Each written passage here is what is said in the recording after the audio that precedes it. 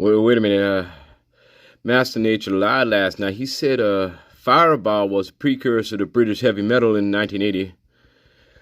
No, this song. Stanley, correct me if I'm wrong, Stanley. This song is the precursor to a British metal. Yeah. Now, remember, this is 1970. And, you'll see how, if you're not familiar with Deep Purple 1970, yeah. Well, here it is. Yeah. All right, babies.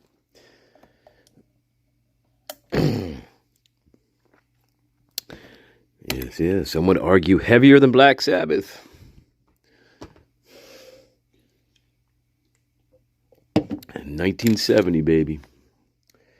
Talk about British metal. That was the prototype. All right. That's pretty fucking heavy for 1970, don't you think? I mean, that scream. How that scream you could put in any fucking 80s metal bullshit. Where do you think they got it from?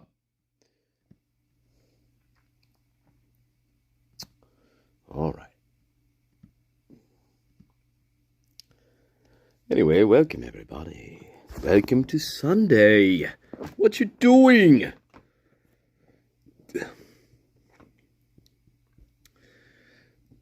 Welcome, Dame Athos, Queen Mountain Garden. Queen Mountain Garden. Welcome, Chrissy X Farah. Welcome, Tilly. Yes, you are here. You are here, Tilly. Not even what? What? Not even what? Not what? Boy. Boy, oh boy. Boy, oh boy. What are you guys doing today? What are you doing?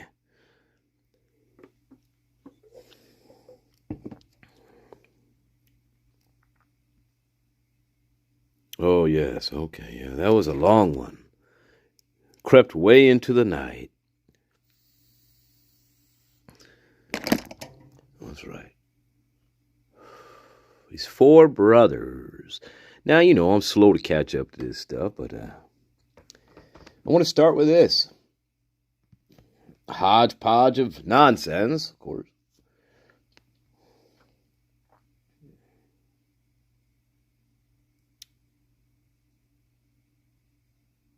Four brothers.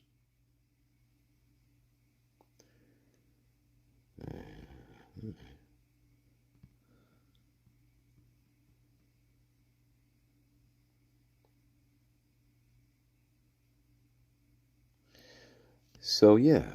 So, welcome, Ashley. Welcome, New Mexico. That is, yes. Black Sabbath, Deep Purple.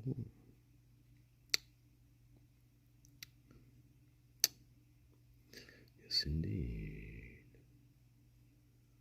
Deep Purple. Black Knight. Anyway.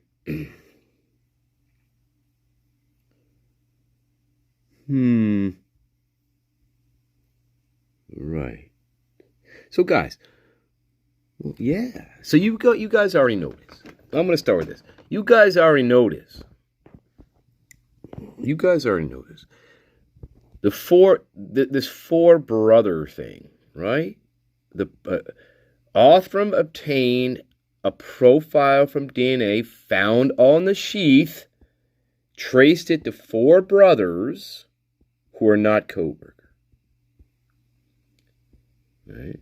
Taylor established that virtually everything Latah County prosecuting attorney Bill Thompson has said about his only physical evidence is false. This custodian, I forget what his role is exactly. Did you ever take a look at the profiles between the FBI's profile and Othram's? Did you ever look at them? No, I didn't. Would it surprise you to know the FBI profile was over twice as big as Othrum's profile? Again, I have no knowledge what the FBI did or didn't do. I have no knowledge, or, yeah. All right. We're still in the chaos theory here. One last thing before Lorentz's chaos theory, butterfly, fully becomes a storm. Taylor has just documented that Thompson's Brady disclosure included almost no documentation of Othrum's work. Didn't mention the DNA profile they generated. The interview, they did, supposedly according to Whitcomb here, right?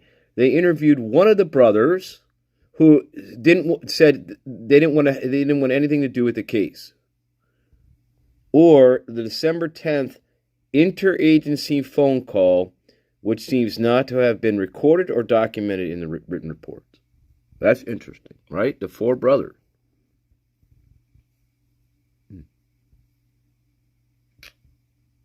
Four brothers. Interesting. If this is all true, so if that's all true, why wouldn't you go to trial, right? Think about this. If this is all accurate, what Whitcomb is writing here, but then why don't you go to trial and you question, well, you're going to have the FBI there, you're going to have Brett Payne there, so why don't you question the FBI, or Othram Laboratories, why don't you question them and ask them about the profile of they got four brothers, and then you're going to ask Brett Payne, when you get him on a stand, you're going to ask him, well, what did you do with those brothers? What did you do with them? Well, I mean, why wouldn't you do this at trial? Why don't you have a trial? Fuck. Right? Wouldn't you ask Brett Payne, if this is all true, wouldn't you ask Brett Payne on the stand at trial, what did you do with these brothers? What did you do with them? Did you interview each other? Did you talk to them? What did you do with them? Because they're just as important as Brian Kohlberger. If their DNA was found on the sheath, which it was, apparently, right? So, again, it doesn't fucking make this. The whole thing doesn't make any sense to me. I mean, if you got four brothers, you didn't fucking interview you didn't interview them. You didn't do what you did with Brian Kohlberger with them, but yet their DNA is also on the knife sheath. But you didn't do anything with them. Yeah, that's a fucking problem. Wow. That's a real big problem, I would think. I mean, how do you know they weren't involved? I mean, you got the same evidence that you do with Kohlberger with these other characters. Wow, that's fucking crazy, guys. Sorry. Yeah, that four brothers shit is crazy. Wow. Four brothers. All right.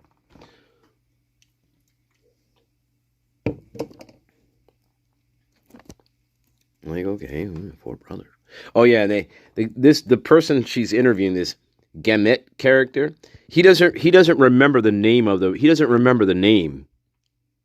last name of the brothers. He doesn't remember that either. Nobody seems to know the last name of who these brothers are. Nobody knows, apparently. Anyway, just saying. I'm sure you guys already know that, but I found that highly interesting.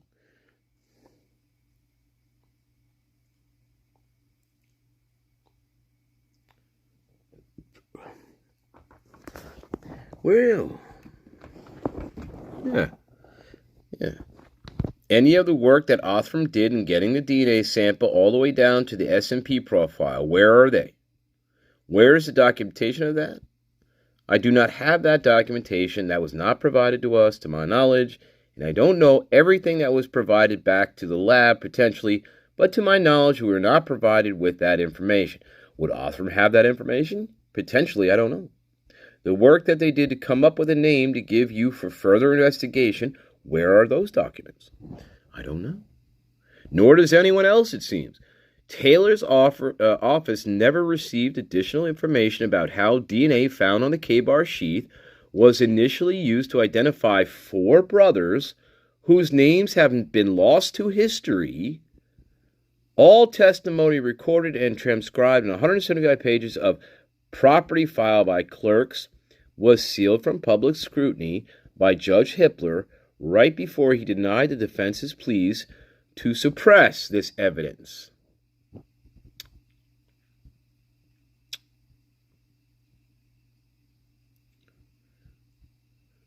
Okay. Yeah, interesting. So yeah.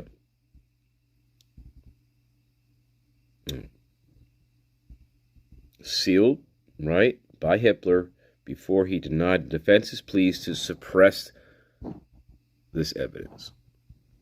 Right. Okay. Yes. All right. Moving on, real quick. Moving on, guys. Chapter 14 finds you.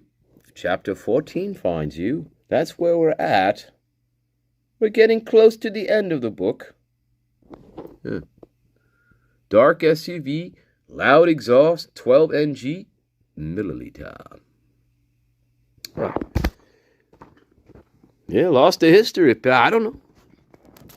But again, if you're going to go again, another reason why you should have gone to trial, because you could ask Brett Payne. He's the lead. Remember, he's in charge of this investigation for Moscow. You're going to ask him, what did you do with these brothers? Well, we didn't interview them. Well, how comes you found their DNA? According to Othram Laboratories, their DNA was found on the sheath. How comes you didn't fucking do anything with them? Brett Payne, you fucking bulbous fucking inbred.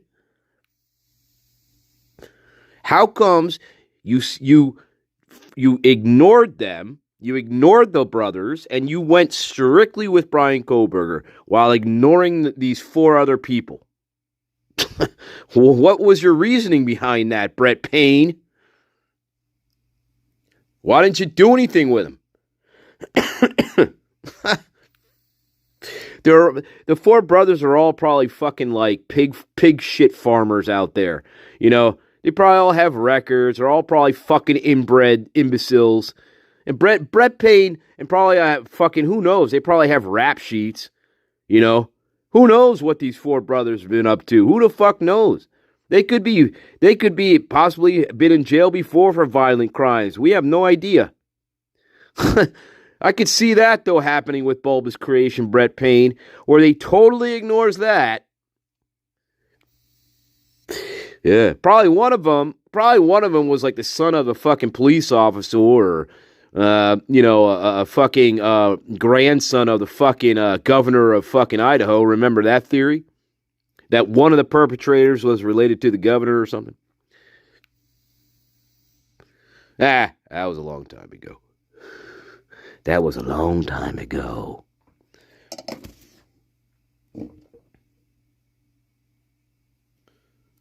Well, I'm just saying, in Idaho context, Mountain Dame, Idaho context, not worldwide context, Idaho, for context.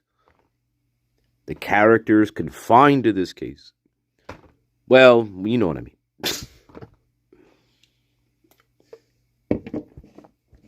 I like bacon too. But I said pig shit farmers. Pig shit farmers.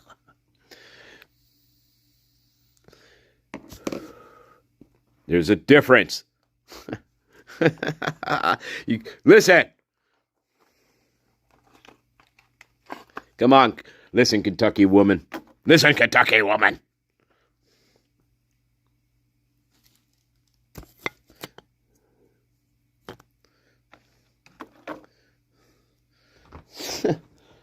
Yeah, don't push me, Dame. Don't push me, Dame. I'll play this shit for you, and then then the subscriber count drops 50. But that's all right. It seems to happen. I get on a good streak, and then I get on a really bad streak. I don't know how it goes. Anyway, people are fickle. You know that, Dame? People are fucking fickle. I'll tell you what. They're fickle. They'd rather be listening to bullshit about what happened to Kaylee's fucking teeth than actually getting some information. Hey guys, what happened to Kaylee's teeth? Do you know? Fucking, well, come on. I don't know what happened to him. Did the killer take them with him? Hey, is that the premise? The killer took the teeth? Made a necklace out of them somewhere. Is that the premise? The killer took the teeth and made a necklace of teeth out of them, right? I mean, what are you watching?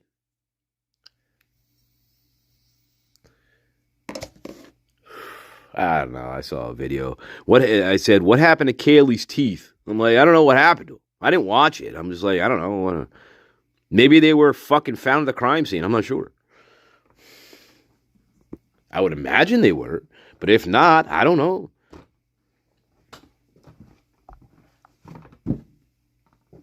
They didn't find any teeth. I don't know. Weird. Weird, stupid shit questions. I don't fucking know.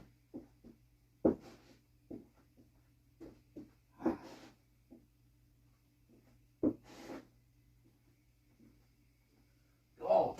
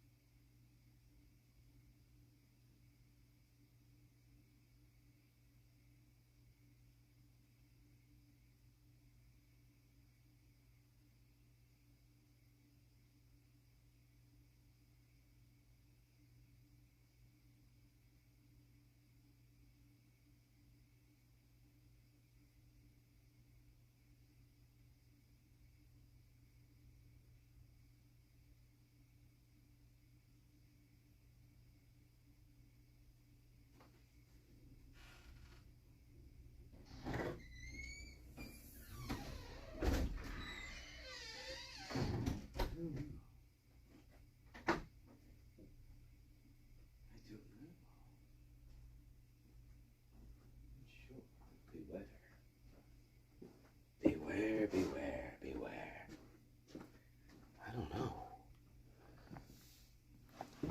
I don't know. Yeah, BF's dad.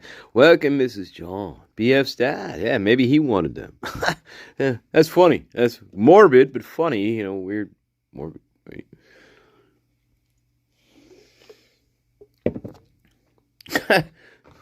That's interesting.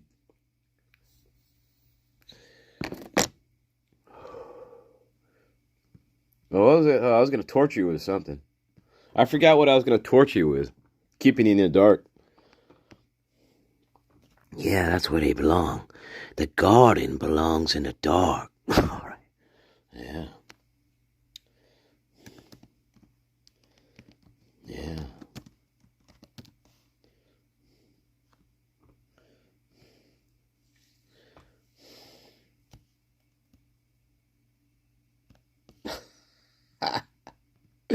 Oh my God. There we go. Dame Antis. Push me to this. Push me to this.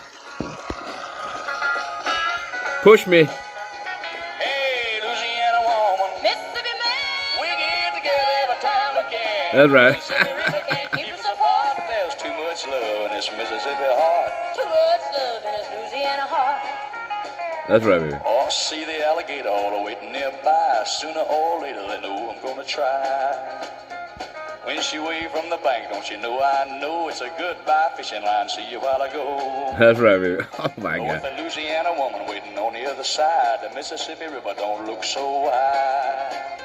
Hey, Louisiana woman, Mississippi man, we get together every time we can. The Mississippi River can't keep us apart. There's too much love in this Mississippi heart. Too much love in this Louisiana heart. All right, baby. You push me. All right, now you push me. Don't push me. Welcome, sick, mad world.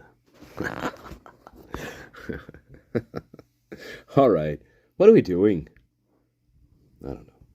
I forgot. I had another idea, but I forgot. Yeah, hang on. Let me find it again. Then we'll get there.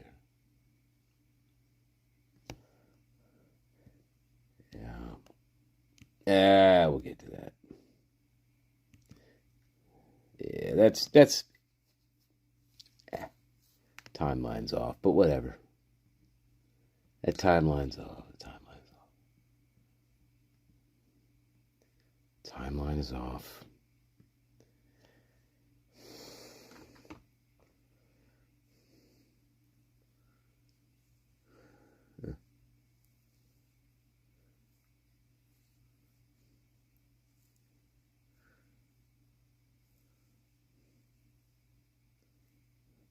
During the time that Molly was in the area of the King Road residence, the white Elantra can be seen via the 112 King Road camera, driving back and forth on Willenta Drive and then enter the King Road loop at approximately 3:56 a.m. Molly first parked behind the house, based on GPS, but then got out and walked around front trying to verify the address.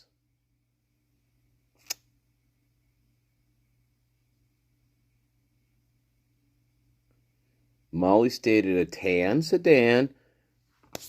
What? All right. Tan sedan drove next to her while she was walking. We know that. For some reason, police did not trust her recollection. At that point, Molly pulled into the front parking lot before she dropped the order off. The Elantra pulled in behind Molly's car.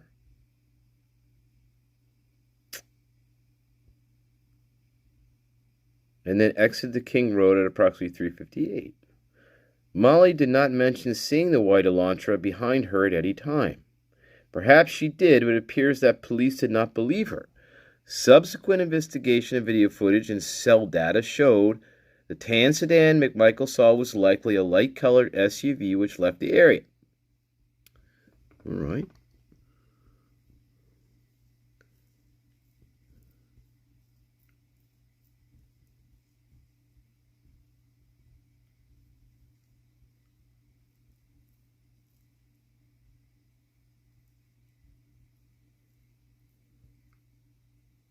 Yeah. All right.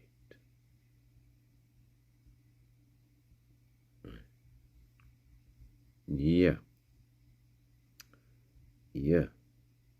Problem. We know there's a problem here. I talked about this before with Molly. Big problem.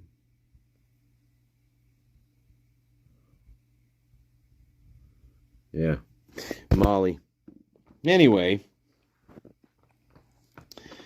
big problem with Molly. talked about this.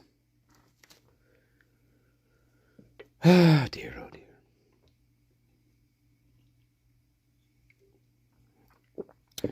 Let me think about this.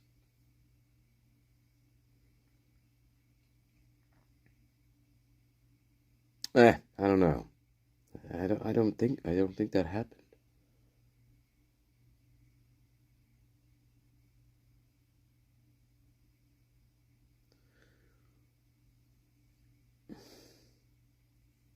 No.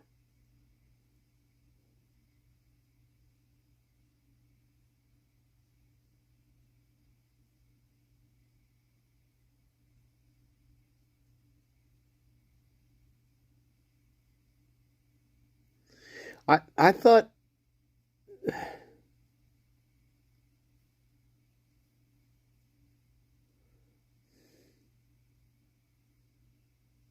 Nah, I don't know. That's not correct. Anyway, sorry. It's all right. Molly parked down the road. See, that's what I'm getting mixed up here. Molly parked down from the house. She was walking up and down. Molly parked down the road. I don't remember anything about her parking in front of the house at all. She didn't park in front of the house, as far as I remember, but maybe I'm wrong. She parked down the road. That's the thing. That was one of the things with her that was odd. Remember the GPS? She didn't know where the house was, but she was right in front of it. And she was right behind it the whole time, but she didn't know where the house was, guys. Remember that bullshit? And she parked her car down the road. That's what she was doing. So I don't know what this is here. I'm not sure.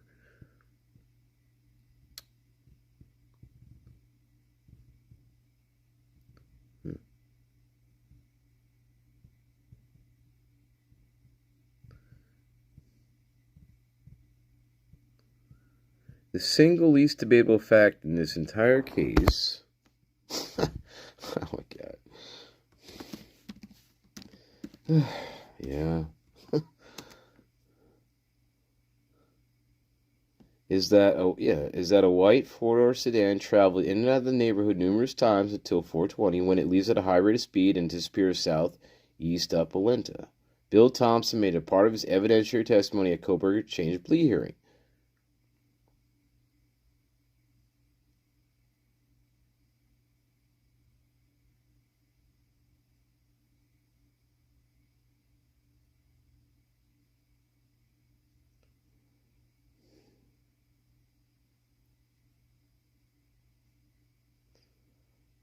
Yeah. Well, yeah. Other cars going in and out of that house Sunday morning. Oddly enough, this mystery starts with Dylan Mortensen. She told police she saw a dark truck passing the house just after the crimes. In order to place this vehicle in context, we need to return to her November 17th interview with Gooch.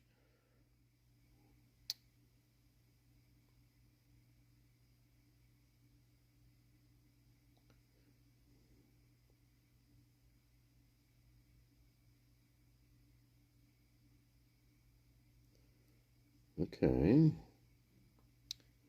All right. Can you think of anything else right now? Gooch asks. No.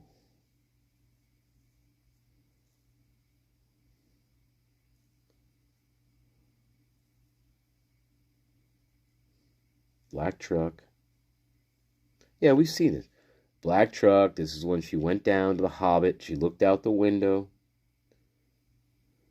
It was moving.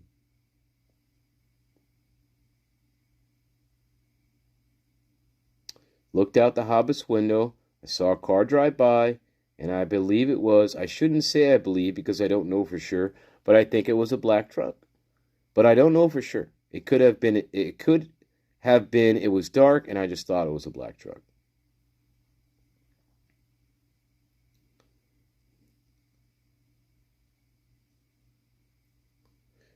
Okay. At 423, a dark full-size SUV passes in front of the 1122 King Road with the distinctive audio signature caused by what appears to be very loud exhaust. Unlike the white sedan, this dark SUV turns right on Taylor Road instead of left on Walenta. We know this because of the dumpster video, which clearly shows it passing eastbound on Taylor at 425:17.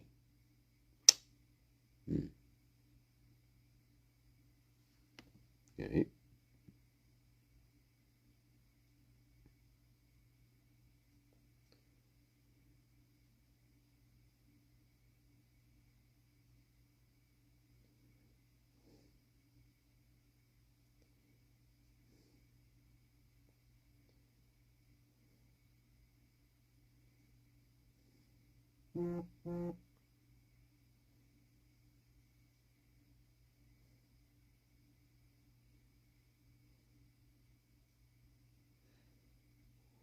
All right. So okay, so we go on about this dark SUV. Huh. All right.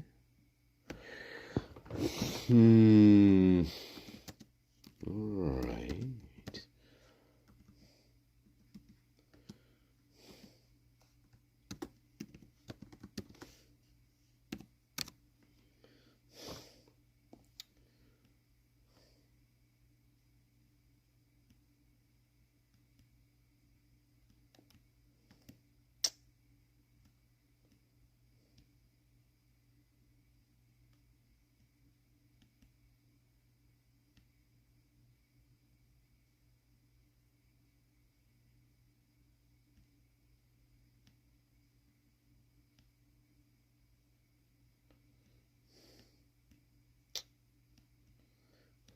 Fuck. 4 a.m. All right, let me see here.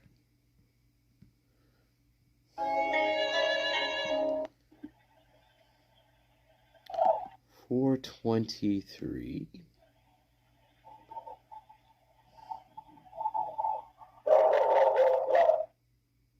Dog barking. Dog barking. When is this supposed to happen?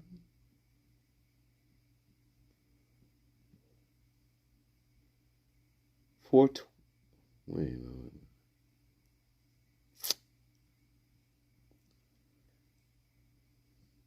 Four.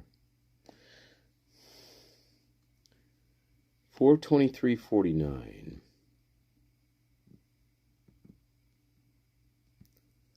423. All right, let's see.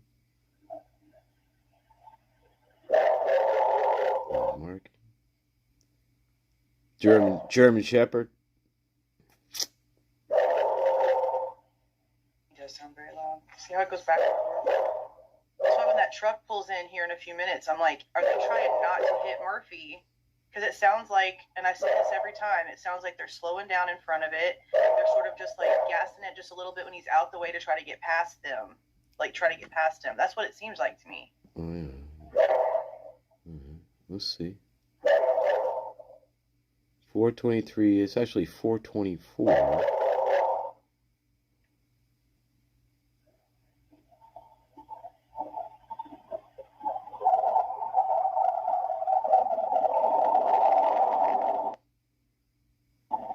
Yeah. All right. It's a little bit after that. But yeah. Right? Right. This is Jules, by the way.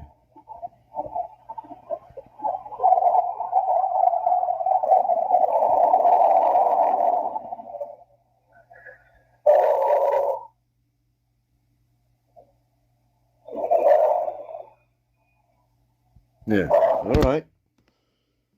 Yeah, black SUV. However, let me go back. I want to go back. Come on.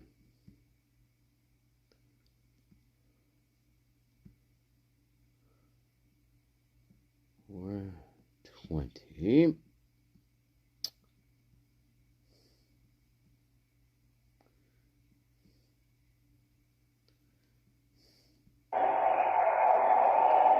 Or 2048.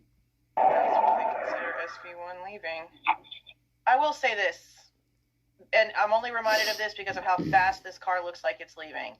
I went through like a few seconds of the hell am I looking at the whole time? Half minutes.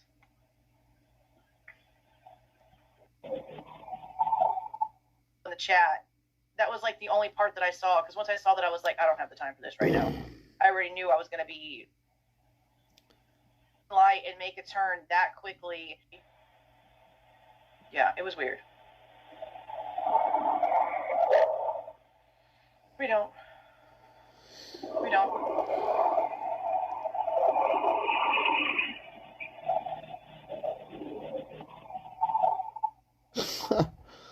Yeah, come on.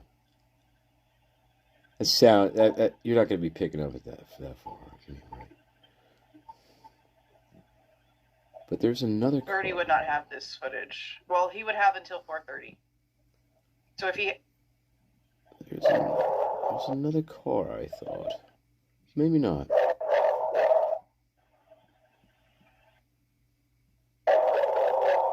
Anyway, I always thought there was another car in between, but I guess not. Yeah, never mind. Oops. All right, so that's pretty accurate. It was after 4:24, but whatever. Well, it passes. Okay, that's particularly off. All right, I see. All right, one quick break. We'll carry on here. All right. When the dark SUV returns to the King Road at 4:28, as caught, documented by the review of the dumpster video affairs of returning. Linda Lane. SUV parked nose in, facing the camera. Subject carrying a black backpack can be seen walking from the direction of the 112 King Road house across the parking lot toward the truck. They appear to open the tailgate of the SUV, which triggers the interior dome light, then climb in through the driver's side door. Here's where things start to get weird. The SUV leaves its parking spot near Linda Lane, passes down Queen, turns right onto Taylor, and returns by the same route approximately 4 minutes later. Instead of returning to its original parking space, however, it stops in front of the King Road house. Okay, we know this, does it? We know this because the Linda Lane video shows that it did not return, and the distinctive sound of its exhaust is recorded by the door cam at 112. Based on the point. It seems clear that the vehicle stops in front of 1122, idles there for about 30 seconds, then shuts its engine off. You can hear a door close. A witness provided corroboration on that, I guess. According to police, Nick Makowicz contacted them on the 18th to report hearing a loud engine Sunday morning around 4:30. ISP detective, which idiot this, Hugh Powell, documented the call in supplement, 196, noting that he lived at 1106 King Road. He was awoken by a vehicle with loud exhaust speeding away down the street past his house. Didn't see the vehicle, but a different neighbor saw the vehicle.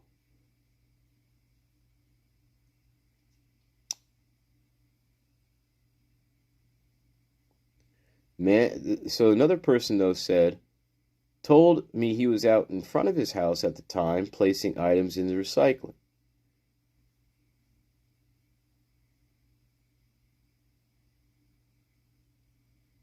Manning told Payne he could not describe the vehicle other than its headlights, teardrop-shaped taillights, and unusually loud exhaust. He believed it was an SUV. Payne reported, Manning also told me,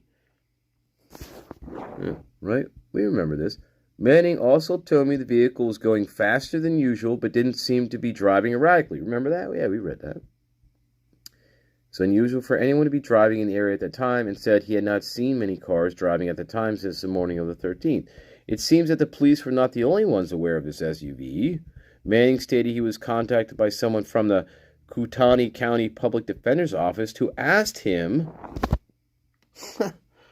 about the dark SUV he caught on security camera.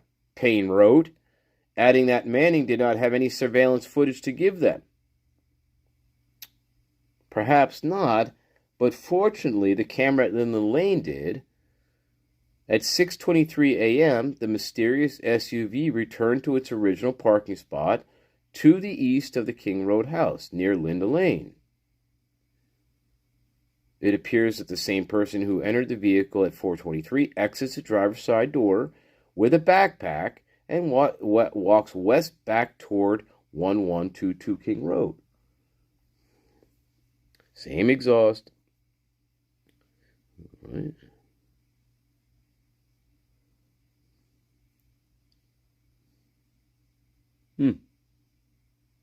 This is the vehicle that left Linden Lane only to park for 2 hours in front of the crime scene and return to its original parking spot 2 hours later. The 1112 King Road provides no indication that the vehicle started or moved during that time. To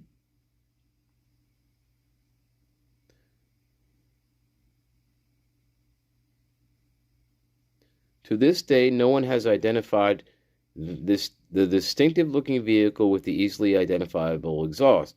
Why did someone walk out to it at 4:30 in the morning, put something in the back, and drive away only to return 4 minutes later and park in front of the house, only to repark in its original spot 2 hours later? Okay, all right. All right, anyway, as with so many unanswered questions, right, now that Kohberger has admitted to the crimes, no one seems to care. All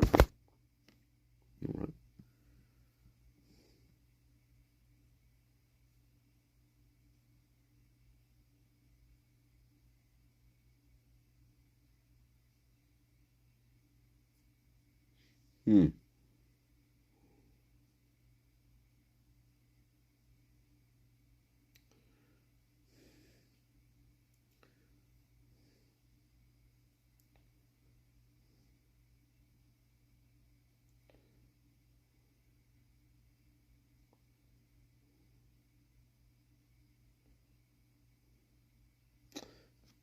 Okay.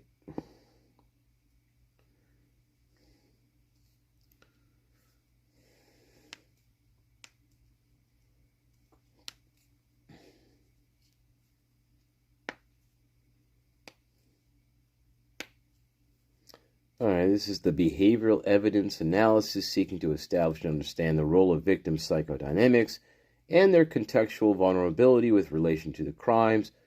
This is Christopher Holland, engaged by the defense to evaluate certain aspects of the prosecution's case. So we start with Kaylee. So we're going through her, her autopsy stuff here. All right. Let me do that for everybody, I guess. Yeah.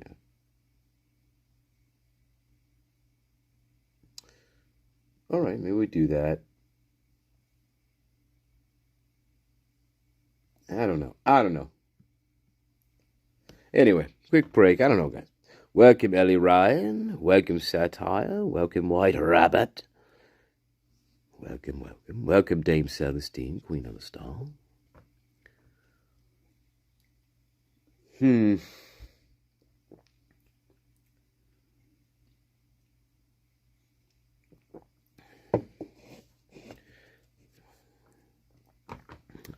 I don't know. Quick break. I mean, we kind of have an idea of what happened to her. I mean, do we need to read over it for real? I mean, I don't know. She was stabbed multiple times. She was her face was beaten in. I mean, we kind of got an idea here. Yeah, she was horribly murdered. I mean, stabbed in the chest, face and neck. Oh, yeah, we know this. Injuries to his skull, teeth, tongue. Yeah, you know. We get the idea. She was badly beaten. Blood alcohol 0.107. The cause of death, multiple sharp first injuries, blunt first injuries of the head, and asphyxia injuries were listed as significant contributors to death. Maddie.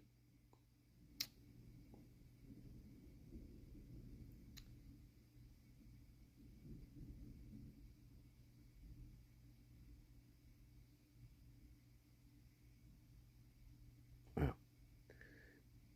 Her alcohol was 0.2. Oof. Anyway, quick break. Yeah. Do we need to go through it, though? I don't know. Wounds to the scalp, face, and neck, 13. Stab wounds to the chest, 5. Incised wounds to the upper extremities. Included wounds of the lung and liver, perforations of the subclavian artery, blood vessel of the chest wall. No evidence of natural disease that have caused.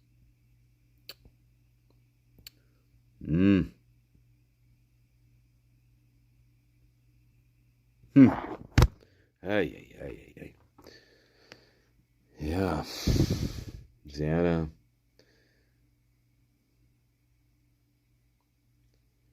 Face and neck. 23 wounds. Jesus. Wounds in the back.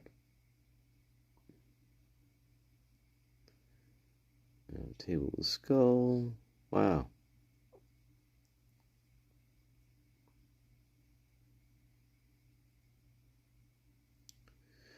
She wow. Yep. She was also kind of intoxicated, 0.22.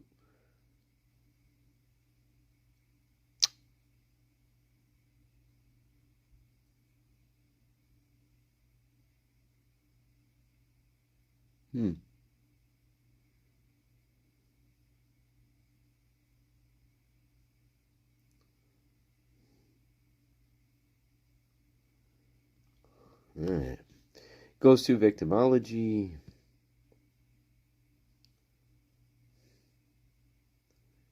Maddie. Moderate lifestyle. Moderate situational exposure. Moderate lifestyle exposure. Moderate situational exposure. Moderate lifestyle. All right. Quick break. Welcome, Creamy Road. All right. Possible evidence of 2 offenders. All right. Yeah. Quick break.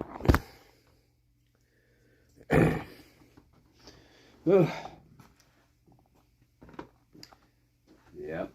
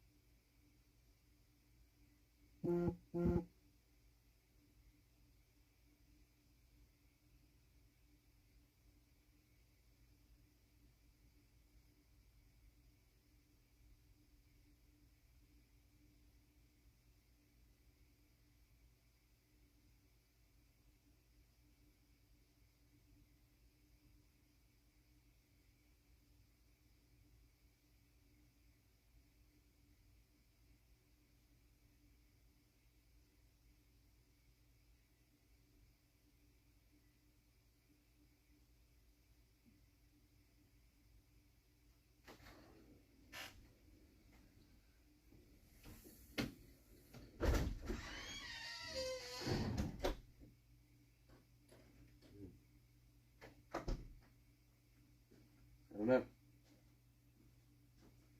Firework, firecrackers. More like, I don't know, if the Hobbit's wrong, it's more like, it's going to be more like glass breaking or ceramics breaking. Something. Maybe not ceramics. Glass, perhaps. Glass. So if we're not actually, but she fucks that up because she says she saw it coming down the steps. If she just heard it, you can mistake that for glass breaking, right? But the Hobbit goes a little too far. She says, I saw it coming down the steps. Remember that? Yeah. So, you can't trust anything they fucking tell you guys. If the Hobbit would have just left it alone at, I heard a really loud bang and it sounded like a firework, if we just would have left it right there, then you could say, okay, she heard fucking glass breaking above her, right? Some loud, something smashing, right? But she doesn't stop there, guys, right? She takes it further. And now you can't believe her. That's the problem with this shit. You can't believe them. They take it just a little bit too far in rationality and logic. And what you're actually going to see behind a closed door. You're not going to see a firework coming towards you down the steps if you're in your bedroom with your door shut. It doesn't work. God. Yeah, but that's what the Hobbit said. I mean, again and again and again and again. It's like you don't have to overdo it in your lying. Keep it to reality. You can't see through walls unless you have like some sort of fucking extrasensory shit going on. Right? You can't see through your bedroom walls. Bethany, Funk, Funka, Tonga my shlonga, Funga. Remember that? Funga? Hey, Betante, or whatever your name is. Where's your interview? Jeez. Benetti, Betante, whatever. Fuck.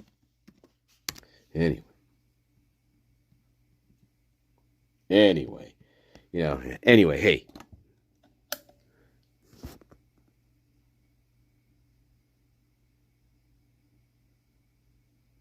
You did. You got back. You were in Switzerland? Oh, man. I'm jealous. I'd love to go to Switzerland, baby. And Amsterdam. That'd be nice. I'd like to go a lot of places, baby. A lot of places I want to go. And probably never want to come back. That's the problem with going to those places. He'd be like, shit, I don't want to fucking go back. How do I not go back? Yeah.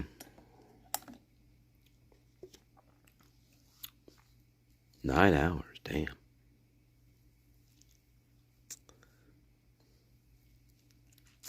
Anyway, quick break. It sounds wonderful.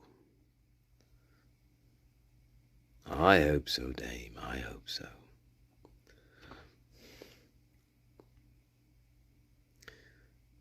When did you take the trip, Dame Mountain? When did you go? How long ago? Did you say to yourself, God, I don't want to come back?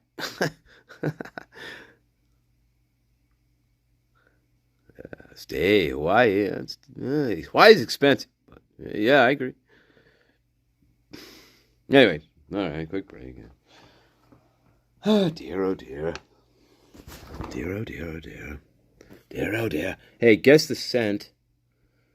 If you guess the scent, you get anything from my shop. Guess the scent of the candle, you get 5 total guesses as the garden. 5 total guesses. 2019. Oh, okay. Not that long ago. Guess the candle scent. I would imagine.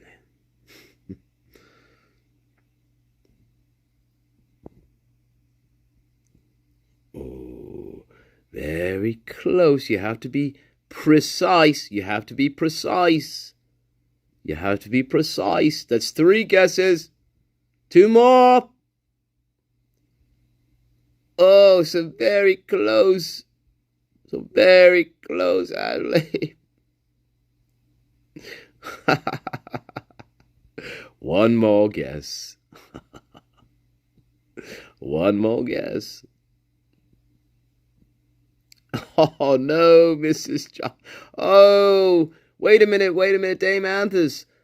Wait a minute, no, Dame Anthus. Wait, I think you're correct. Hang on, let me see.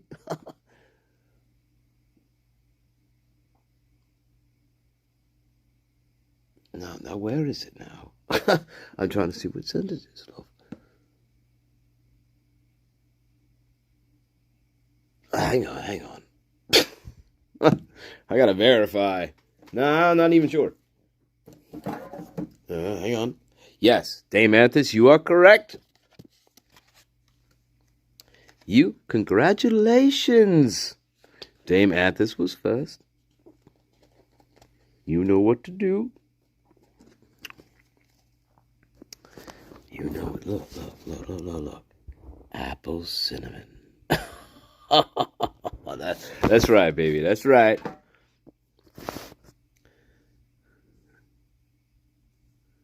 Congratulations, Dame. Queen of the mountain. You know what to do.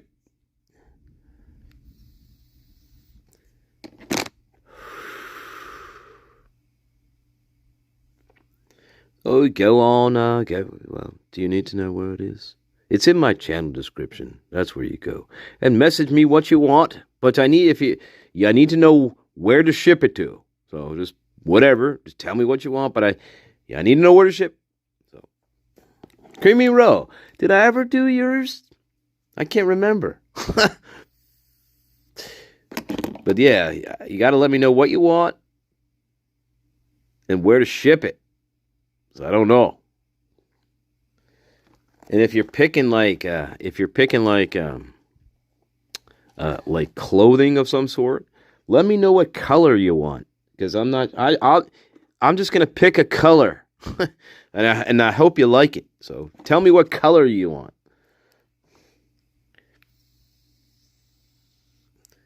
But yes, apple cinnamon, congratulations. See, you just never know.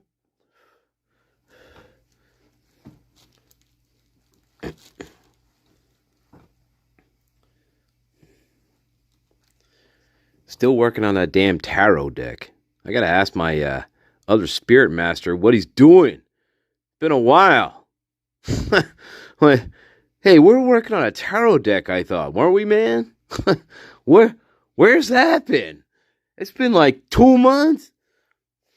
Anyway.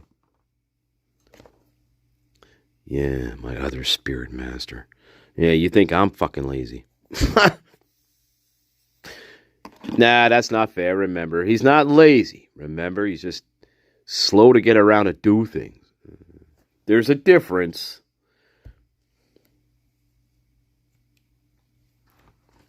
Apple cinnamon. Beautiful on a nice fall day, by the way. Oh, it's beautiful in October. That's such a beautiful scent in October, you know. That's what it should be. October should smell like that. Damn it. Janet. Fuck you. I'm just a sweet transvestite.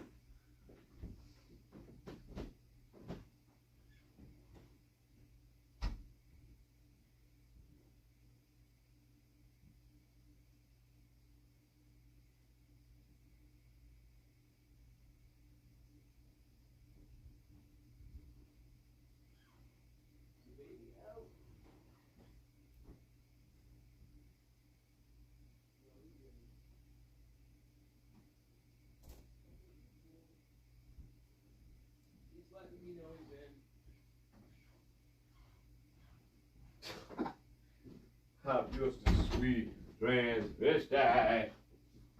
Oh, now you got me revved up. Yeah, now I'm revved, baby. Now you got me really revved. Oh my God, lady. That's right. Good to see somebody win something.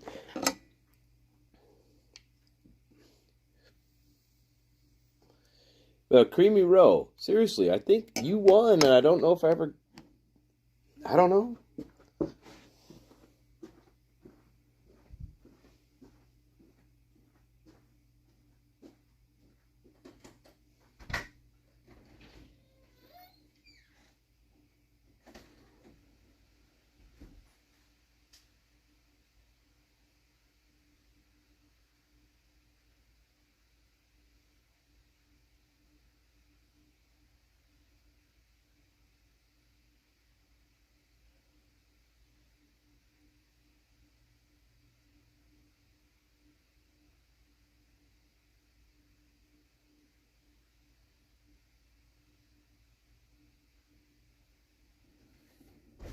All right.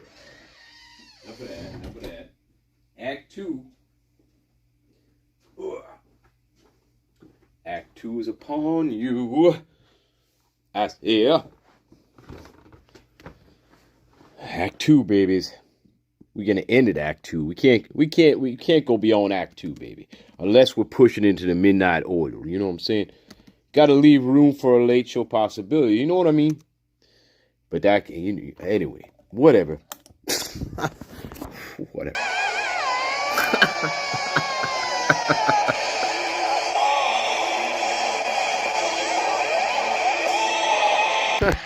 Fucking hell's that? Imagine hearing that shit in 1970. Holy fucking hell. That'd blow your mind. Jesus. The audience just sitting there like, what am I watching? Jesus.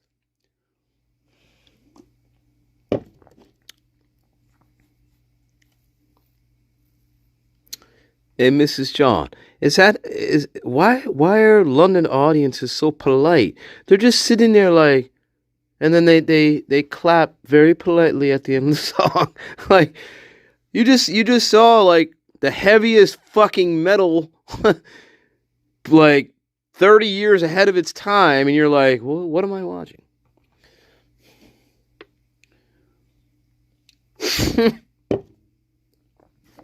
I mean, think about it. That's pretty fucking heavy for 1970. I'm just saying. That's fucking heavy. Actually, what you're watching, it's like what you're watching is performance art is what you're watching. In reality, that's what you're watching. Performance art. But anyway, those groups had that performance art shit down to a science. Deep Purple is no different. They're just really fucking heavy, man. I'll tell you what.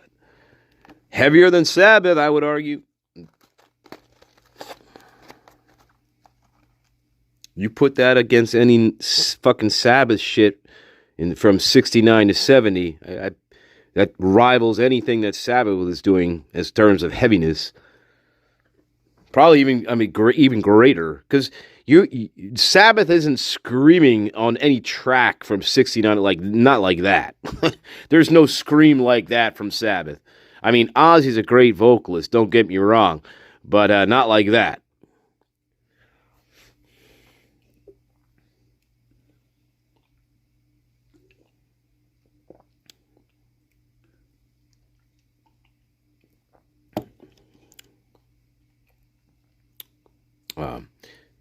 Yeah.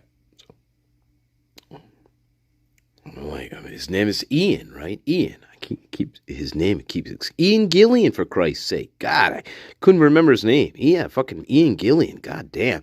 His vocal range was 3 times that as fucking Ozzy Osbourne. His vocal range was unbelievable. Unbelievable, his vocal range. Ian Gillian's fucking vocal range is just unbelievable. Yeah. Anyway. Yeah. Probably one of the best singers during that period of time. Fucking, I'll tell you, as great as Robert Plant was, again, not his. I'm telling you, Gillian's vocal range was superior to even Robert Plant's. Absolutely. Yep. Absolutely.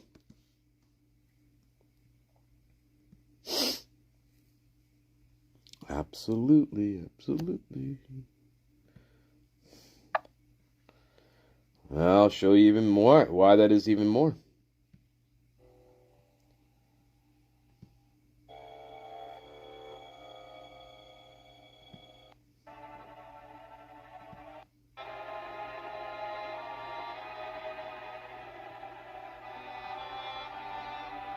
This is beautiful.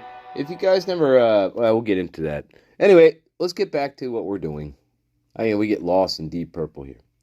Getting too lost in Deep Purple Moroccan moon dust here, I think.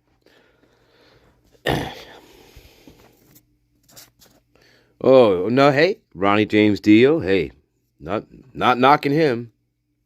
Never said anything bad about Mr. Dio.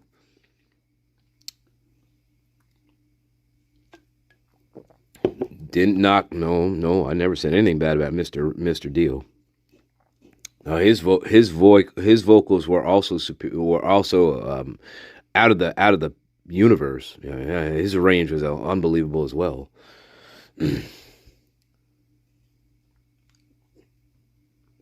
He wasn't as famous as Deep Purple, of course. I think he started in Elf, right? That was his first band, Elf. Now, Elf, some Elf stuff is okay.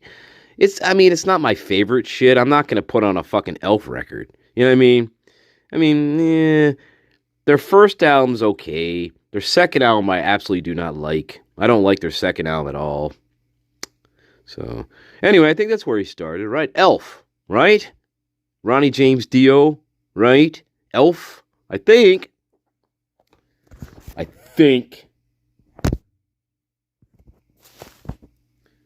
We are the greatest of all time. Welcome back. I do got the number one Spirit Realm radio station up here, SRR number one. Did you forget? Listen, Garden, you know I love you. It's more like a love-hate relationship, but, you can't forget the radio station. I mean, what are you thinking? My Garden. Oh, my God. Hey, it's a love. Look, I love you. I fucking hate you sometimes, though. Sometimes I want to throw you to my alligators. That's how much I love you, all right?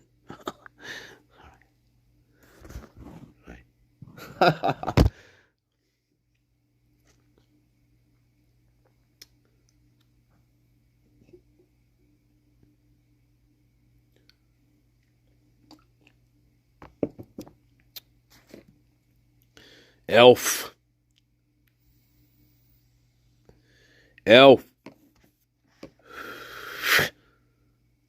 Yeah, Elf. Their second album was called Carolina Country Ball. I think that was the name of the second album. And it's terrible out. Terrible. I hate it. Fucking hate that album so much. I don't know why.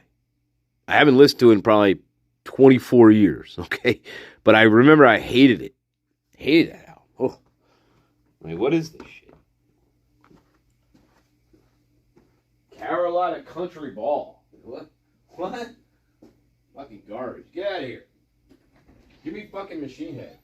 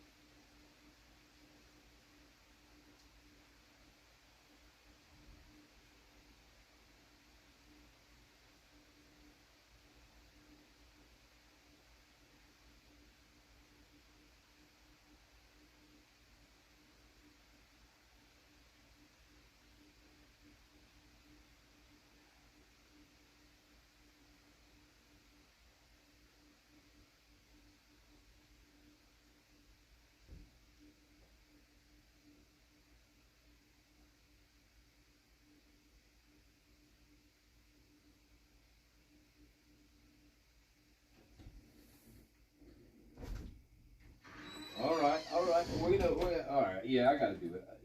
I gotta do it. You guys are gonna hate me, but I gotta do it. It's my show.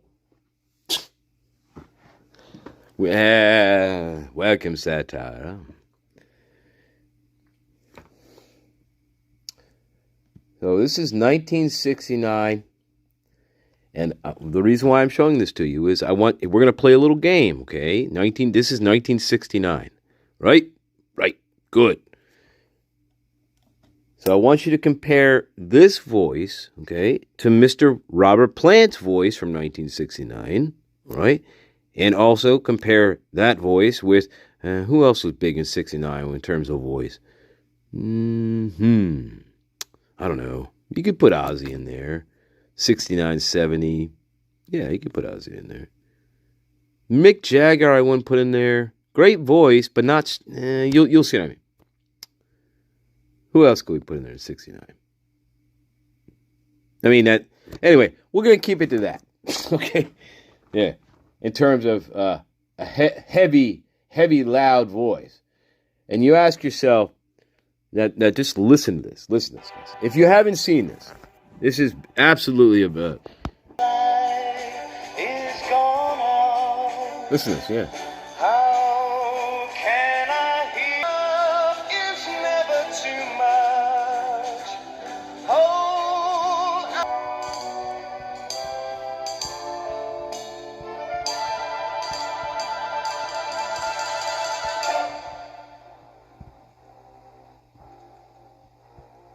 All right. All right, we'll leave it right there.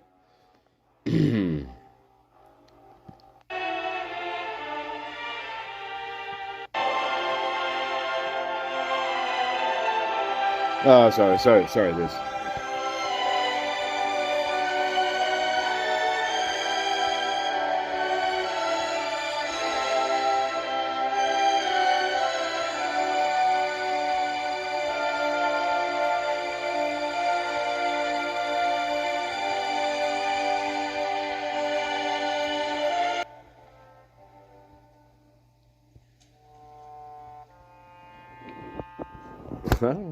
Yeah.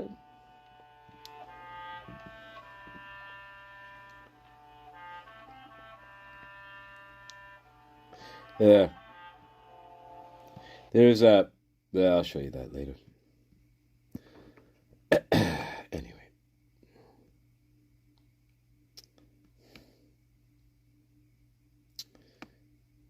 There is a second part to that.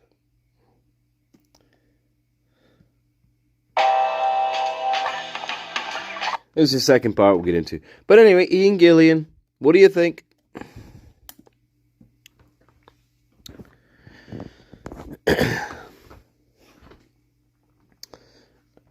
Yes, indeed.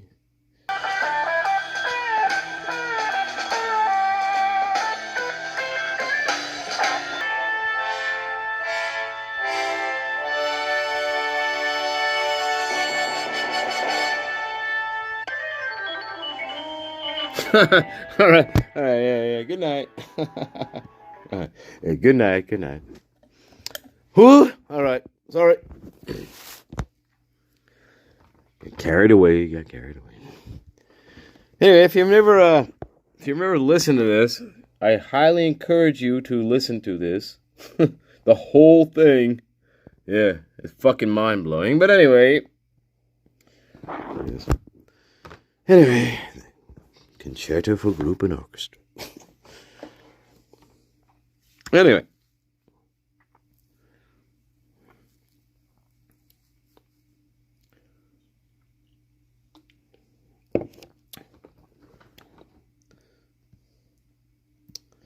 Yes, indeed.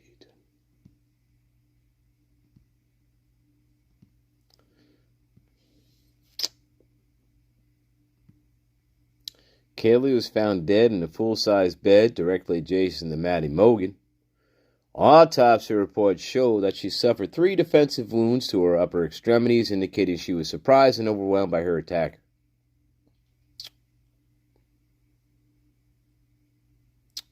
Cast off blood on the walls of the bedroom where she died, indicates her attacker climbed on top of the bed and slashed at her from right to left.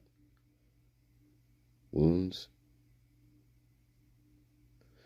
Assailant mounted her upper body and striking downward, while choking, beating, and stabbing Kaylee. Control Mogan and prevent her from fleeing the opposite side of the bed. Mechanism, brutality, and chronology, these two murders strongly indicate the presence of two or more offenders.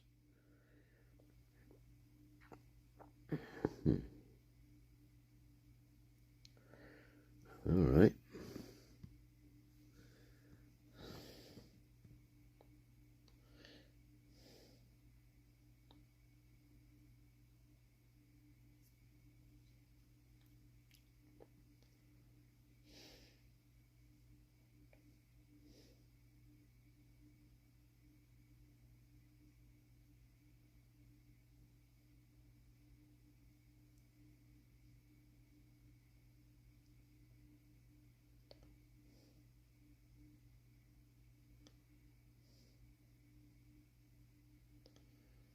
Yeah, I mean, yeah. Hear that in some audio, So what you're imagining in this scenario is that somebody's holding down Ethan Chapin. This is what you're imagining here. Somebody's holding him down.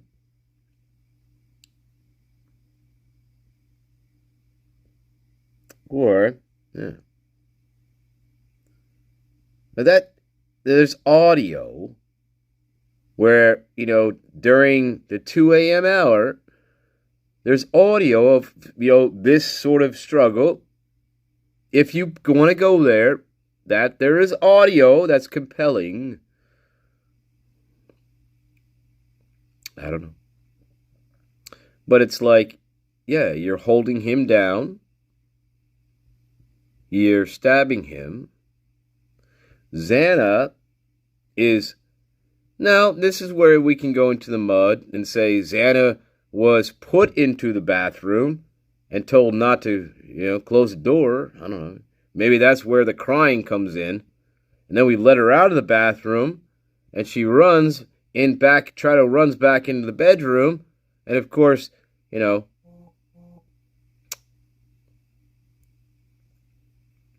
something like that. If you believe Dylan Mortensen with that, you have to believe Mortensen on that one. But if there's anybody crying in the bathroom, it's going to be Xana, and somebody's going to have to put her in that bathroom to stay there for a bit. I don't know. Or I don't know. No, it's not locked. No, I'm put in there. If this bathroom scenario is fucking real, somebody put me in that bathroom and told me to stay there, or whatever. Or I was standing. Something, but that's a stretch. And then I let her out of the bathroom, and what happens then? She runs back into the bedroom. And then she tries to run back out, and that's where the struggle starts. That doesn't work. I don't know. Anyway, that's the mud. That's mud. That's complete mud. The presence of Ethan's blood on the stairwell necessitates transfer from a second offender.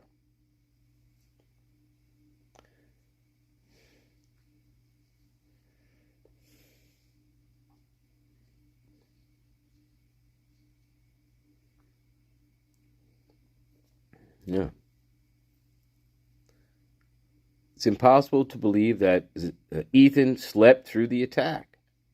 It's illogical that Xana stood in her bedroom and waited for the offender to kill Ethan before killing her. The only possible explanation is that the two were attacked and killed simultaneously by more than one person. Yeah, I mean, well. Yeah, I mean.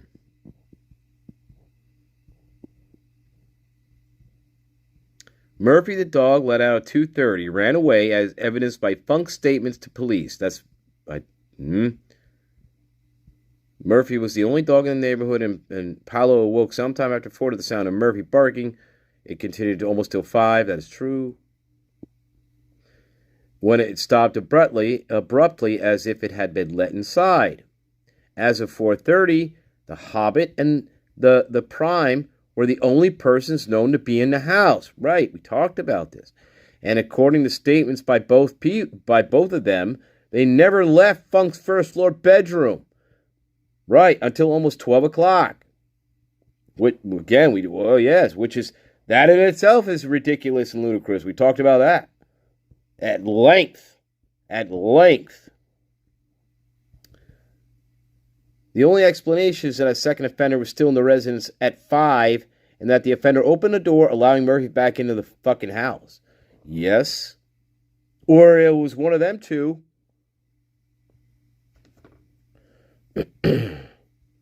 Yeah, we made that point a long time ago. Whoever was in control of Murphy the dog is a part of the fucking murders. And Moscow still doesn't have an answer for any of that. Again, that's one of the biggest fucking mistakes. They can't explain Murphy. It goes back to that. No, fucking stupid. The whole thing is stupid. It really is. When you sit and really contemplate it, the goddamn dog is the whole thing's stupid. It is really dumb when you sit and think about the dog in this situation and the murders. It's probably the dumbest angle of the case of how ridiculous Moscow can't answer it. They can't explain it. They never could. It is the most fucking cartoonish angle of this case that you would have to believe it is possible. Cartoonish. I mean, it's that dumb. Somebody was handling the dog that night. And whoever that somebody who was handling that dog is a part of the murders. Simple. Very simple. You know, Murphy, they try to make it seem like Murphy is just this, like, random object in the universe that just runs around, like, randomly and barks randomly in the universe. No, and then magically goes inside, I guess when it feels like it, doesn't go near any of the bodies as far as we know, doesn't get any blood on itself, doesn't investigate any other rooms, right? It goes straight to Kaylee's bedroom, bypasses every other room, right? We're talking, right. We have to assume that Murphy is either retarded, okay? Like, because dogs don't act like that.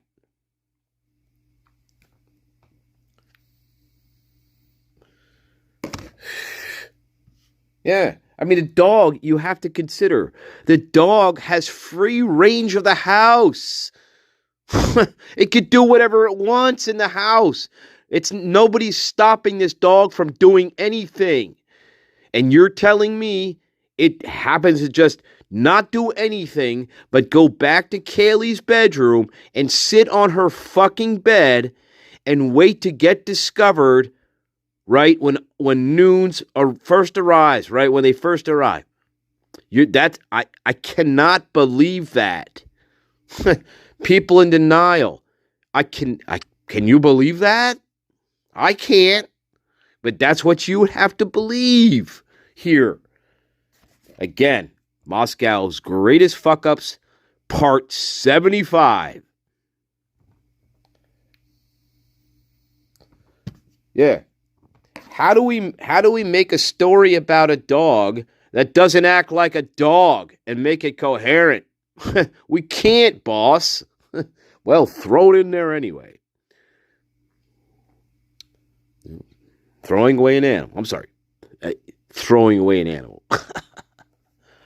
Throwing away an animal.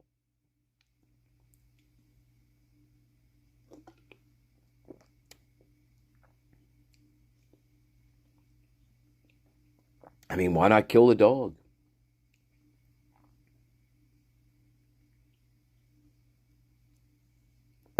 What Dylan Mortensen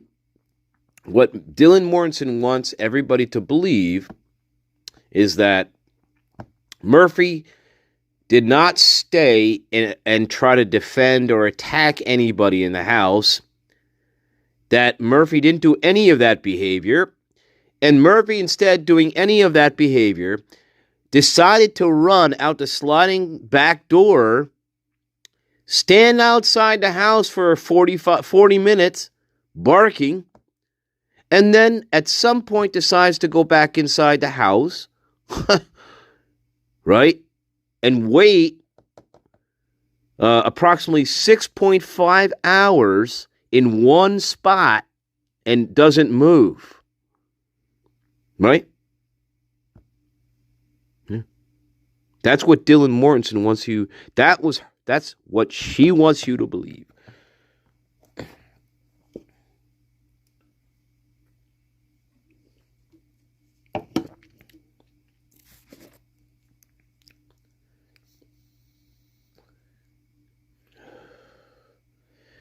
Now, if I was Dylan Mortensen, here's a story that I would make up, right, guys? Here's the story that I would make up, okay?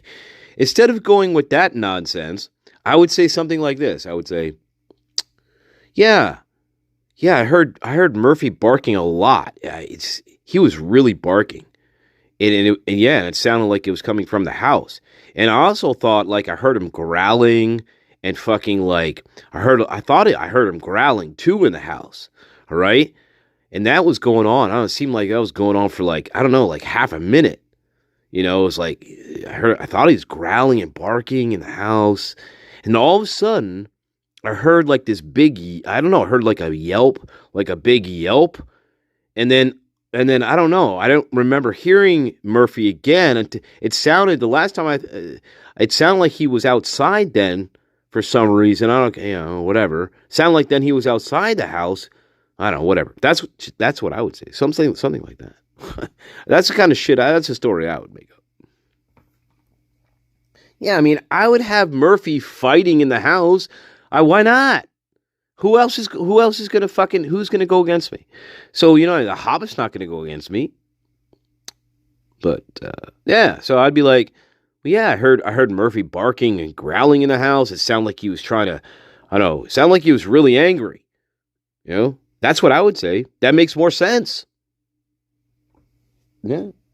Instead of, oh, well, I think he ran out the sliding glass door because I heard the barks getting softer and softer. That's what she said. That's how she explained that. I don't think I would say that. That sounds really stupid to me. Yeah. The barks just got more and more distant. And guess what, guys? Hey, guess what's even funnier than that? Because everybody funny. And now you funny too, all right? Once I get to the Hobbit's room, right? Guess what? I don't care about the dog at all. I don't care about the dog one bit. And guess what? That goes for the Hobbit as well. And the minute Mortensen gets to the Hobbit's room, guess what? Murphy doesn't exist in the universe. We totally forget about him. We don't give a shit about him. The minute the fucking prime suspect tells you she locks herself into the Hobbit's room, that's the minute that these two fucking people, they totally forget the dog exists. Yeah. For real. They don't give a shit about the dog. The dog doesn't even enter their mind. They don't give a shit about the fucking dog. It's like they totally forget even it exists. You cocksuckers out there. Yeah, go back and listen to their bullshit. They don't give a fuck about Murphy. It's like, oh, well, he may be outside. Who the fuck knows? You know, it could be, hey, maybe Murphy ran down a fucking street and got hit by a car. Who cares? Guess why? Because they never mention him. They forget him, he exists. They're like, oh yeah, the dog. Oops.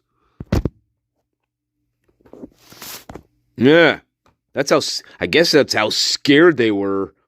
They totally forgot about the dog who lived with them. Yeah, fuck you. Hey, people in denial, fuck you. That's who you're dealing with here. That's the Hobbit and the Prime. Murphy? Who's Murphy? Oh yeah, I think he went outside at like 4:30 in the morning. Otherwise, I don't know. I ran down to the Hobbit's room and I totally forgot about the dog for 8.5 hours. If he was okay, if somebody stole him, maybe he got hit by a Mack truck. Who the fuck cares about the dog? I hated that dog. I hated that dog. Hated him. I hated that fucking dog. Stupid dog. Fucking dumbass dog that fucking Kaylee had. Fucking hated him.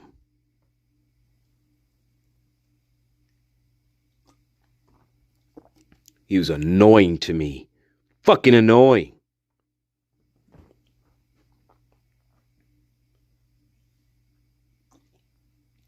Yeah, he was. Should have killed him. Maybe I did. Maybe I did throw him away. Who the fuck knows? Maybe I did. That's another one of those mysteries here. Maybe I actually did kill the dog. Threw him away. Why not?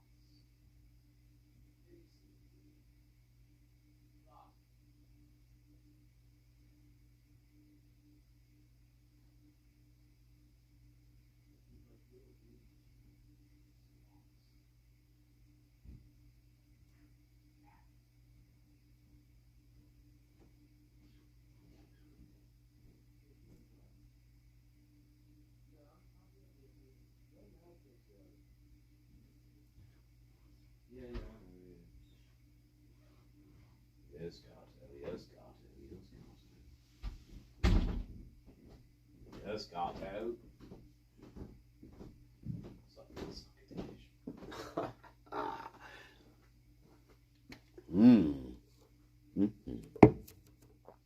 Yes, indeed.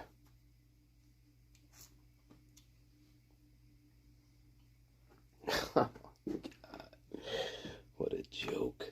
Joke. The joke of the century. Joke. How do you not leave your room? 8 hours. Won't leave your room. Don't leave your room.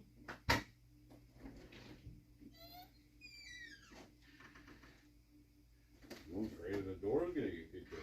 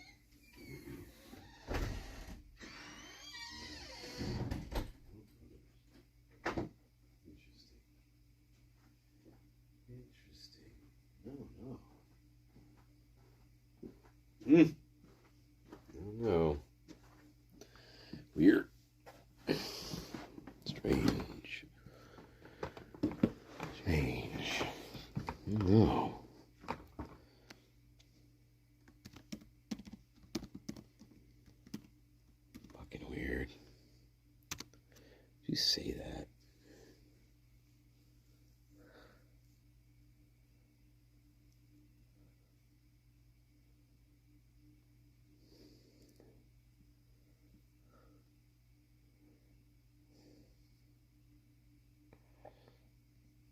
Yeah.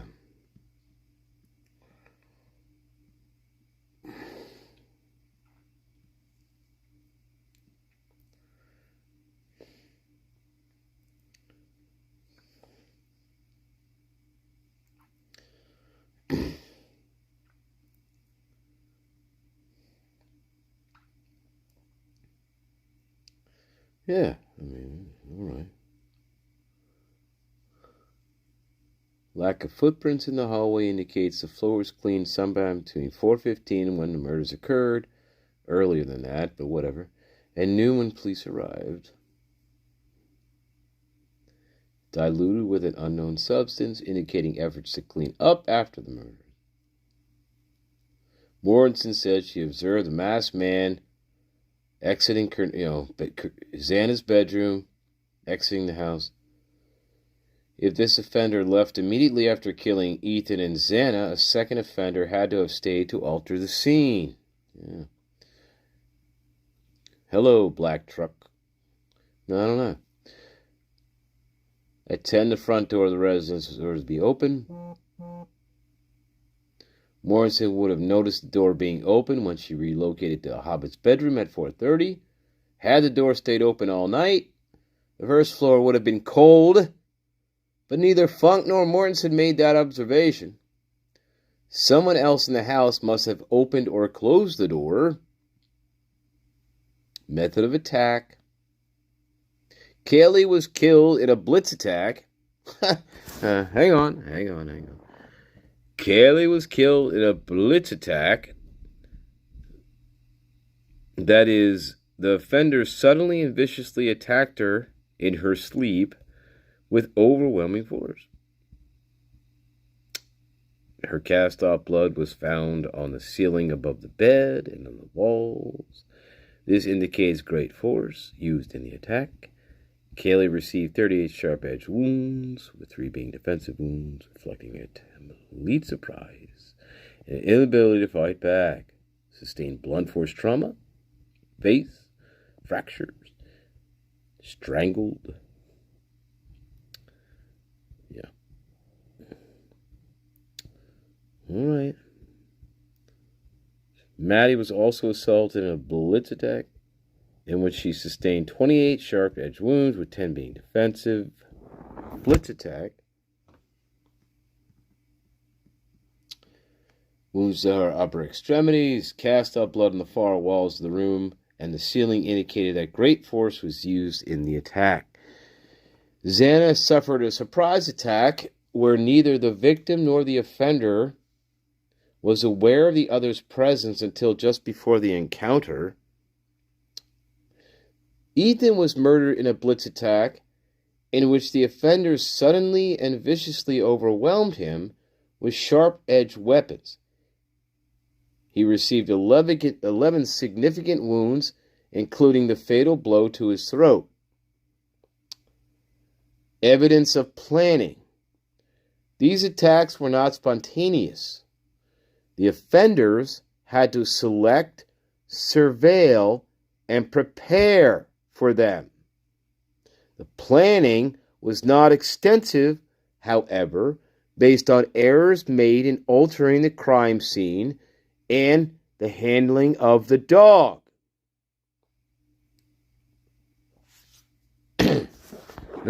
Something we've been... Wait, how long were we talking about this?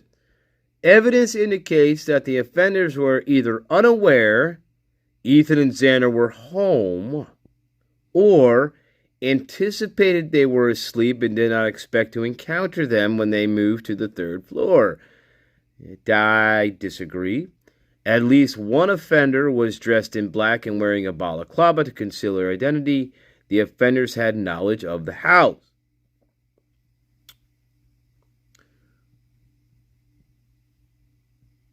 I disagree with this. But anyway, signature behaviors. Both Kaylee and Maddie received identical post-mortem wounds to the throat and left shoulder. Okay, these wounds represented compulsion by the offender to disfigure the victims. They indicate an excessively violent behavior associated with rage. Based on these characteristics, we can conclude the following. Oh joy, let's see. I'm sorry. Oh joy, let's see. All right. Kaylee was the primary target of these attacks. Appears that way. She had completed her coursework, moved from the King Road to her parents' home in Coeur d'Alene. I don't believe that is true. She returned to the university of that weekend to express purpose of attending the homecoming football game and selling furniture she had in her room in preparation for her move to Austin, Texas. The weekend of that particular weekend would have presented the killers with one last opportunity to kill Miss Kaylee Gonzalez. Aha. That rings true, doesn't it, though? We've talked about that ad nauseum as well. But that does have a certain amount of ring to it. Yeah. Primary. Yeah. Would have presented the killers with one last opportunity to kill her. They bypassed persons on the second floor, went directly up there, seeking her. Strangulation, blunt force, trauma, all this.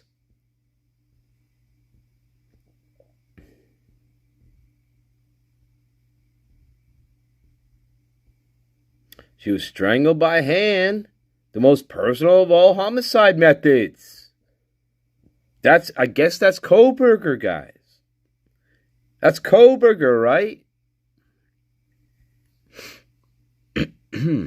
Wow. I mean, again, that's pretty bad for somebody you don't know. Somebody you never fucking encountered in your life. And you're inflicting this kind of damage on them. I mean, that's pretty damn severe, my friend. I mean, goddamn. There's no connection. But that's true. For some reason, you bypass everybody else, goes directly to where they are, find Kaylee, and then proceed to destroy her. Just her. I mean, yeah, well, and Xana as well, but first it was her. She was the first. Supposedly, in this, supposedly,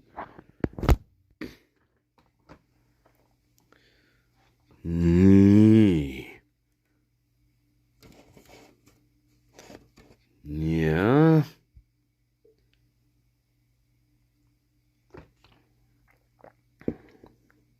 Problem, though, is that sounds well and good. But the reason why you cannot, it's a good thing, it's good theory. However, the reason why you cannot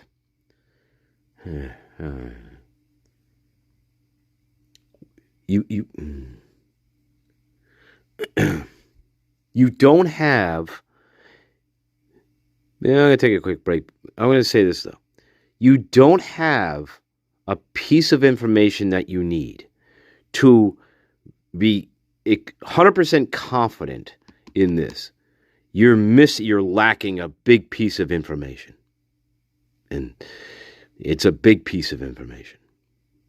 So it's compelling Kaylee, it does appear to have gotten the worst of everything. That is true. It is apparently, it's just like, it would make sense. Yeah.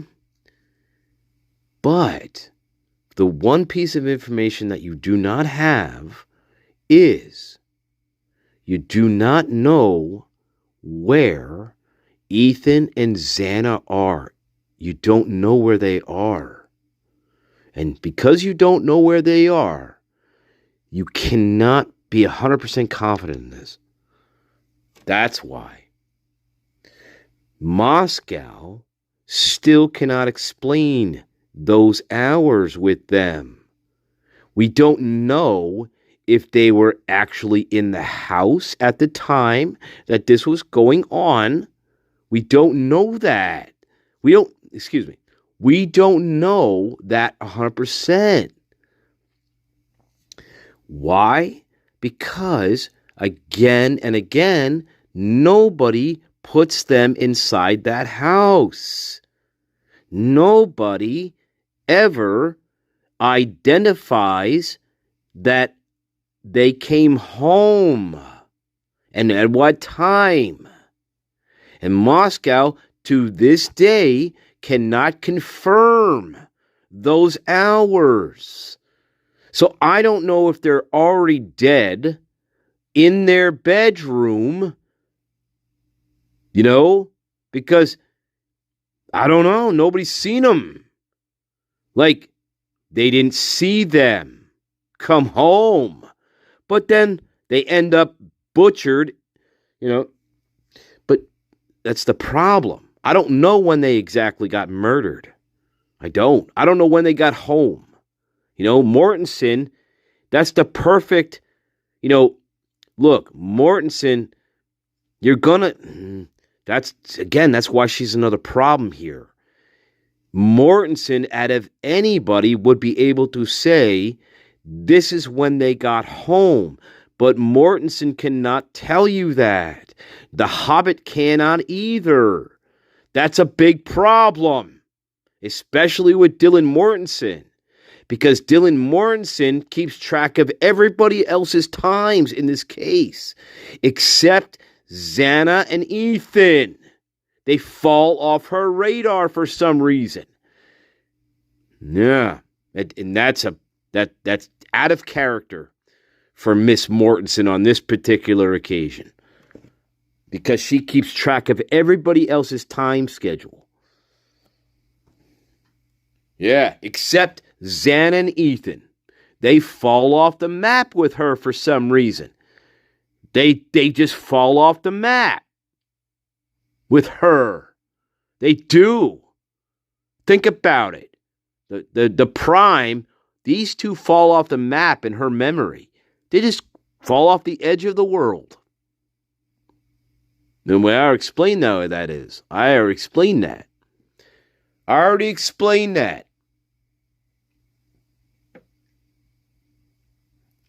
That's because Xana and Ethan, they were always the afterthoughts. They always came first. And that was not Mortensen's. Mortensen was more focused on Kaylee. That was her focus. That's why. So, that's why I still say that Ethan and Xana were first. They were first. That would explain why nobody can explain where they were for 2 hours. For fuck's sake. They were first. Yeah, and they were in that fucking room. But I don't know. That would explain why nobody knows where they are. Dylan knows where they are. Don't get me wrong. Dylan knows where they are. And the Hobbit, probably, I don't know about the Hobbit, but Dylan knows where they are.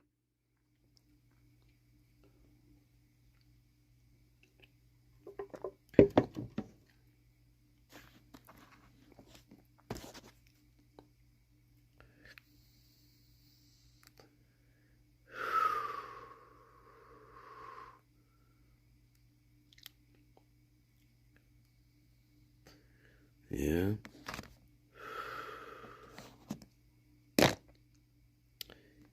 I don't know. You can't say they were murdered outside the house because you can't. Yeah, that. But then you also have. I don't know. Fucking hell. You cannot now. They were not murdered outside the fucking room. There's way too much blood. Way too much blood for staging. No. They were held. Ethan was held down. Xana, I don't know what Xana was doing at this point. Xana was maybe fighting at this point, but Ethan was definitely held down. Yep, that's at least that's what it appears to be.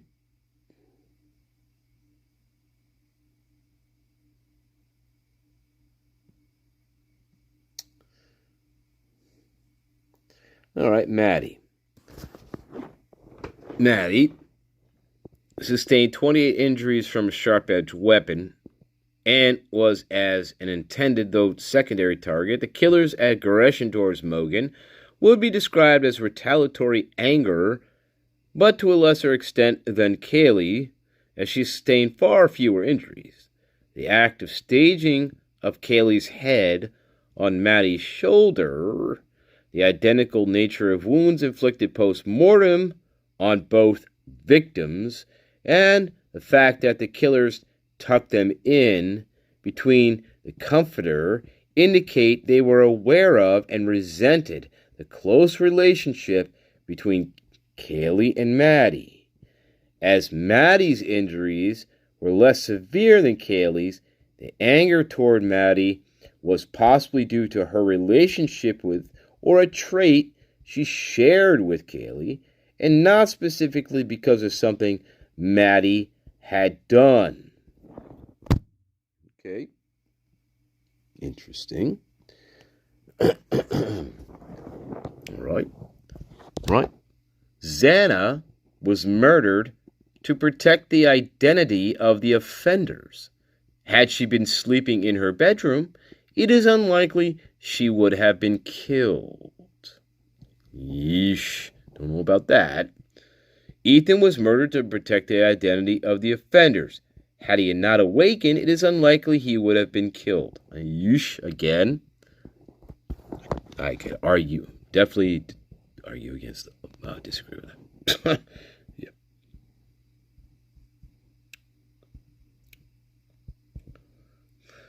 Yeah. Cell phone. To be precise, no law enforcement document ever places Koberger's phone anywhere near the scene of the crime between the hours of 2:47 a.m. and 4:48 a.m. If the state is correct in asserting that all 4 murders occurred in the moments before surveillance camera at the 1112 King Road recorded what sounds like a woman, Xana, screaming in a white sedan speeding away, it could not have tied it to Koberger's phone. Well, it was resolved. Well, yeah, okay.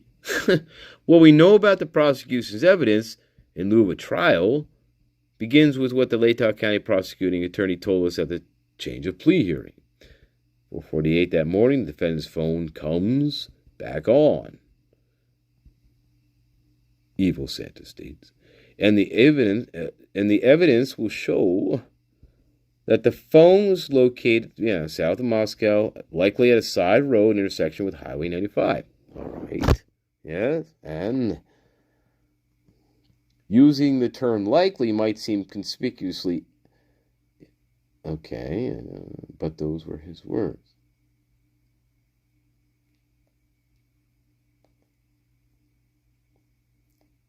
Yeah, back to Pullman.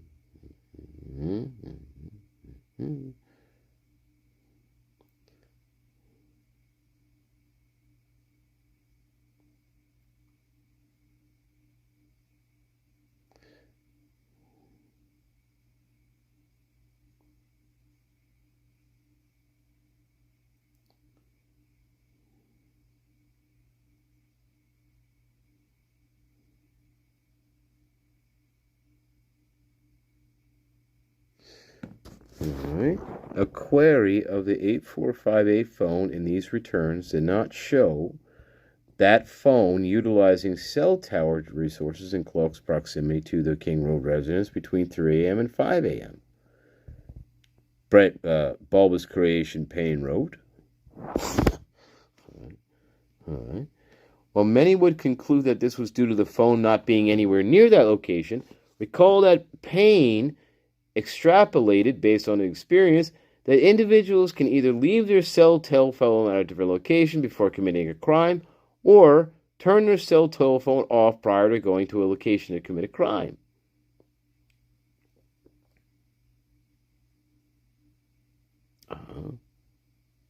Okay.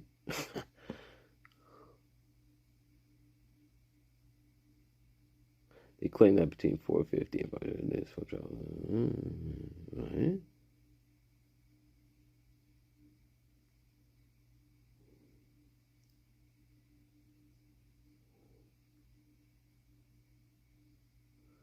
Bizarrely, Payne noted in his affidavit that FBI analysis did show Koberger's phone connecting to a cell phone tower providing service to Moscow on November 14th, but for some reason did not believe the 8458 phone was in Moscow on that date. No explanation was offered regarding this obviously troublesome fact. Yeah, I remember reading that. Yeah.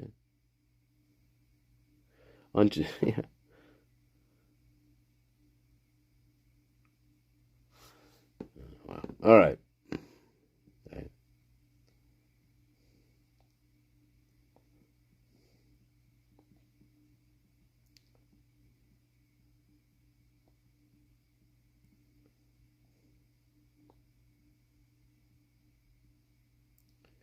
Yeah.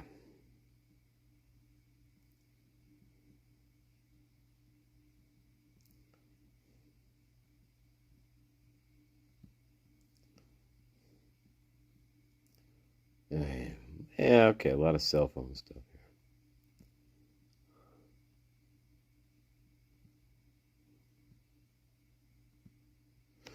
here. All right, guys. Well,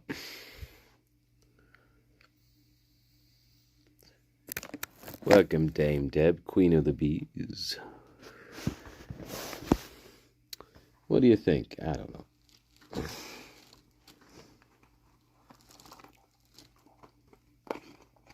Should wrap it up soon. We should wrap it up. Save some energy.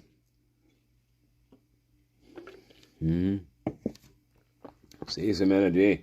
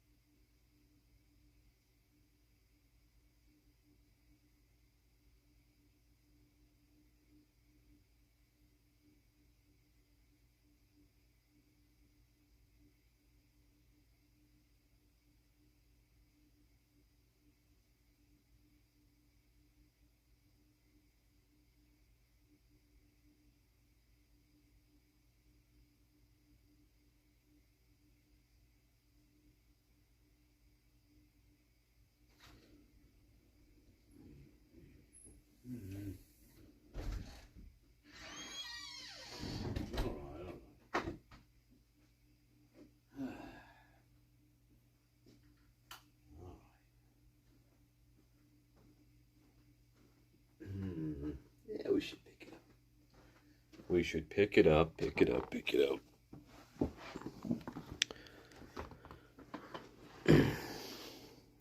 Soccer.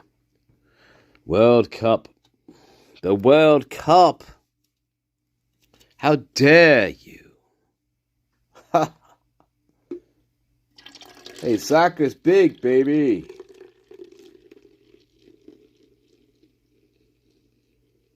Soccer's big, baby. Whether you like it or not.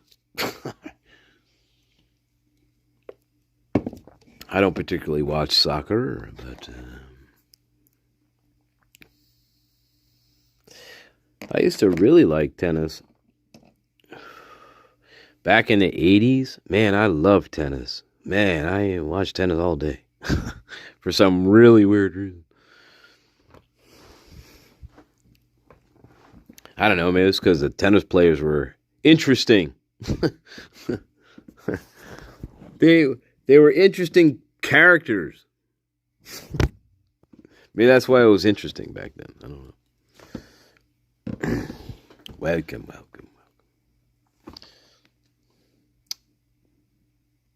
It's almost like wrestling in a sense. You had like your favorites, you had the bad guys. It was an interesting time. Weird.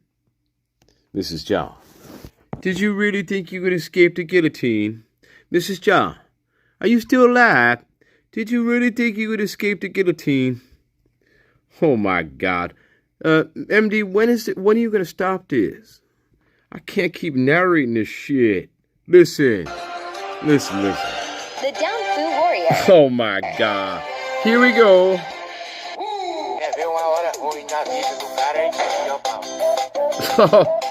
Oh my God. Oh my God, Mrs. John. Poor guy. Oh my God.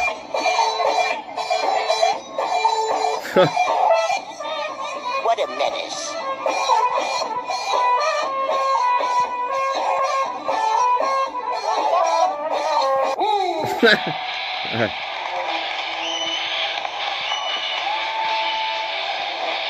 Oh my God, Mrs. John. Oh my. All right, here we go. Oh my, yeah.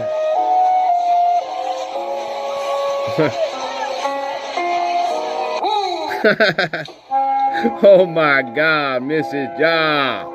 Straight to the fucking Tower of London with that one. Oh my, get the fuck out of here.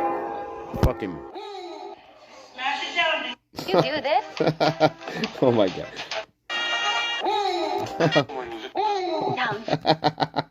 Oh, Jesus Christ. All right. Hang on. Oh my God.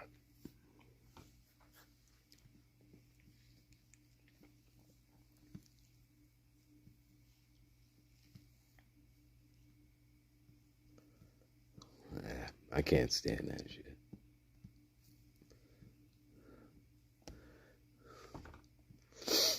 Oh, dear. Let's finish this. Fuck, there's only a couple minutes left of this. Or in the crime lab. There's barely any blood on it. In the room, I don't want to be gruesome, but the room had a lot of blood on the bed, of course, and other parts of the room.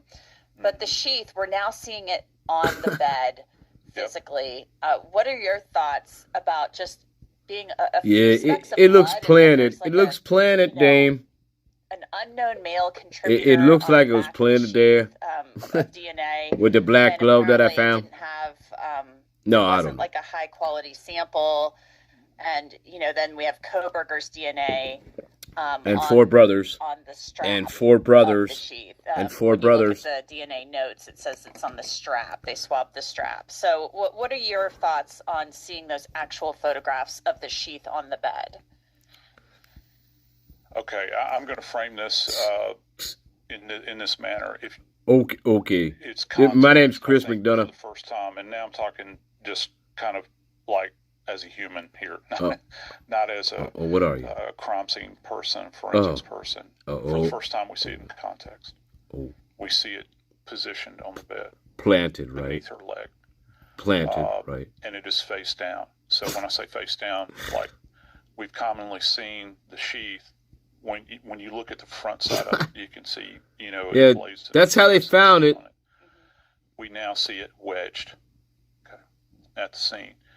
And it really puts things into perspective, And so when I consider this, putting back my forensic hat now, when I see this, one word that comes to mind is a term that we use in forensics, and that's called pristine.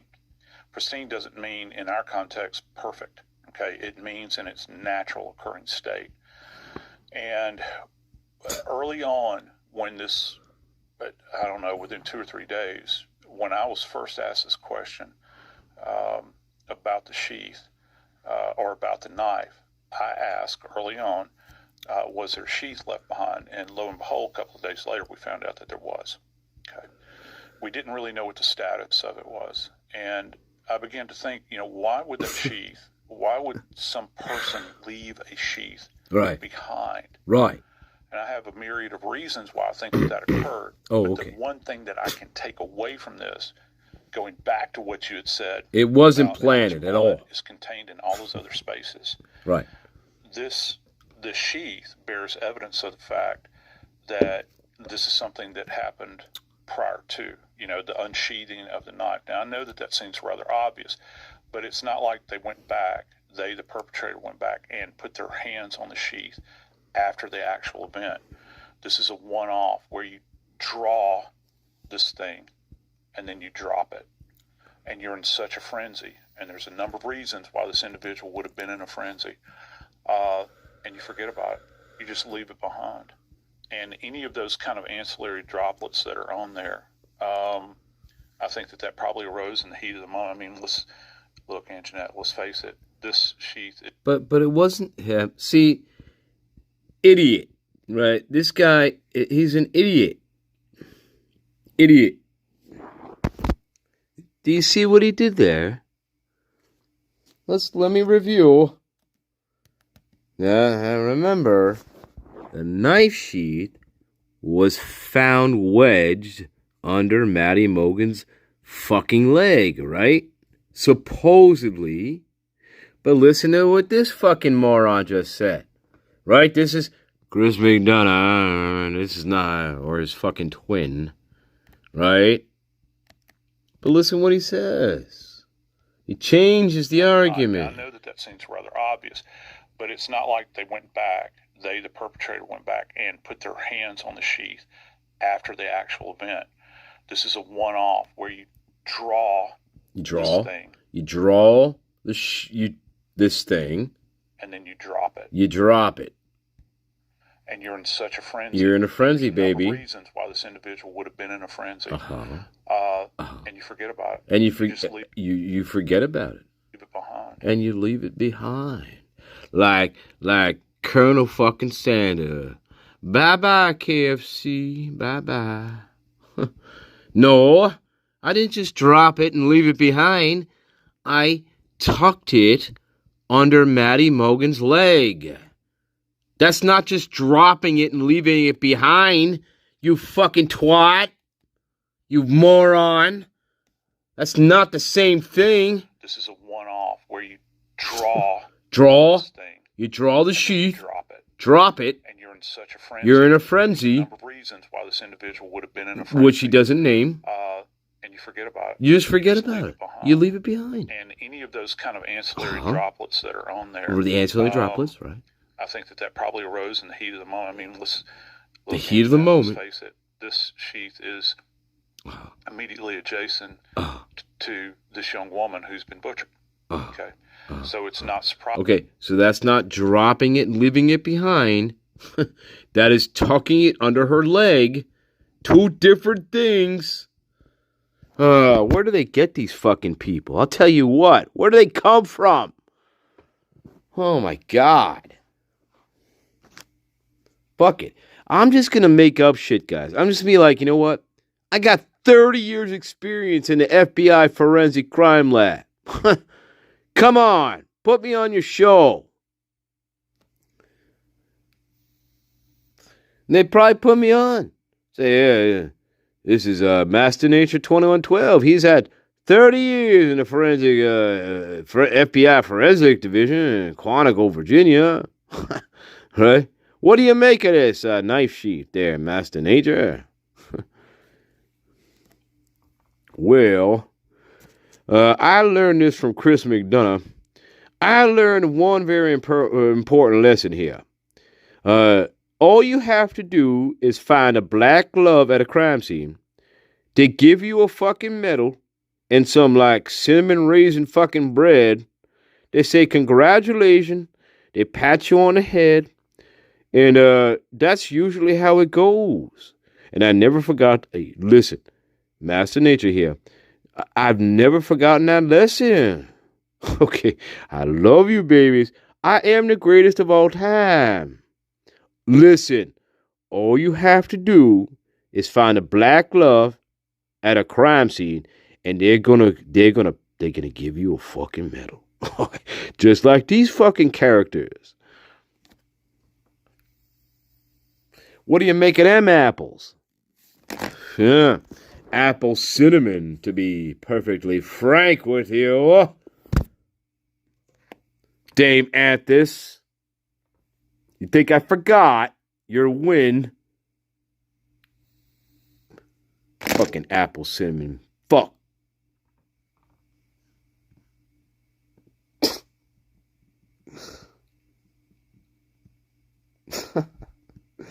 Oh my God. Oh my God, Mrs. John. Now you're really pumping up the vibe. Mrs. John, I was gonna go 25 minutes ago, but no, you have to pump up the fucking shit. How are you? I'm good. Oh my God. Oh. Mrs. John. Someone said that's a great shirt. Oh, a beef. Oh my Lord. Hey. We got some people in here talking to you. Yeah. Somebody said you're looking handsome today. Oh my God, that's cute. I love it. You just got a haircut on Saturday. I did. All right. Well, sometimes we have different definitions of handsome, but anyway, Mrs. John. Nice haircut. I mean, you guys. What's your favorite food to cook? I like. Let me guess. No, don't, please. Please don't. Please don't guess. Stromboli. Oh, my Lord. How about make it... like you need that. We should. Stromboli with vodka. What's your favorite pizza to make? Rolling sub. Heck yeah. Like a bread. Right. So pepperoni sub. Yeah, like this guy cooks, right? Bread on it. Anyway, Mrs. John, why do you push me? Oh, Mrs. John, the war. You gotta concede. Like, we're talking French Revolution shit now. Okay, Mrs. John? Let's not push into the French Revolution, all right, please. It's gonna get even way worse than it is now. Just concede, Mrs. John. Oh, my God. Maisie. Why is Mrs. John... Maisie, why don't you know I'm talking to you? My heart belongs to Anjanette Levy. Oh, my God. Anjanette. Look, I sent you I sent you something. Did you get it? It would say, from MD, a.k.a. Slobodan Milosevic, baby. And Jeanette, you didn't respond to me. Oh, my God. I thought I was very clear in my name. I guess not. I guess you didn't get my present. Oh, my God.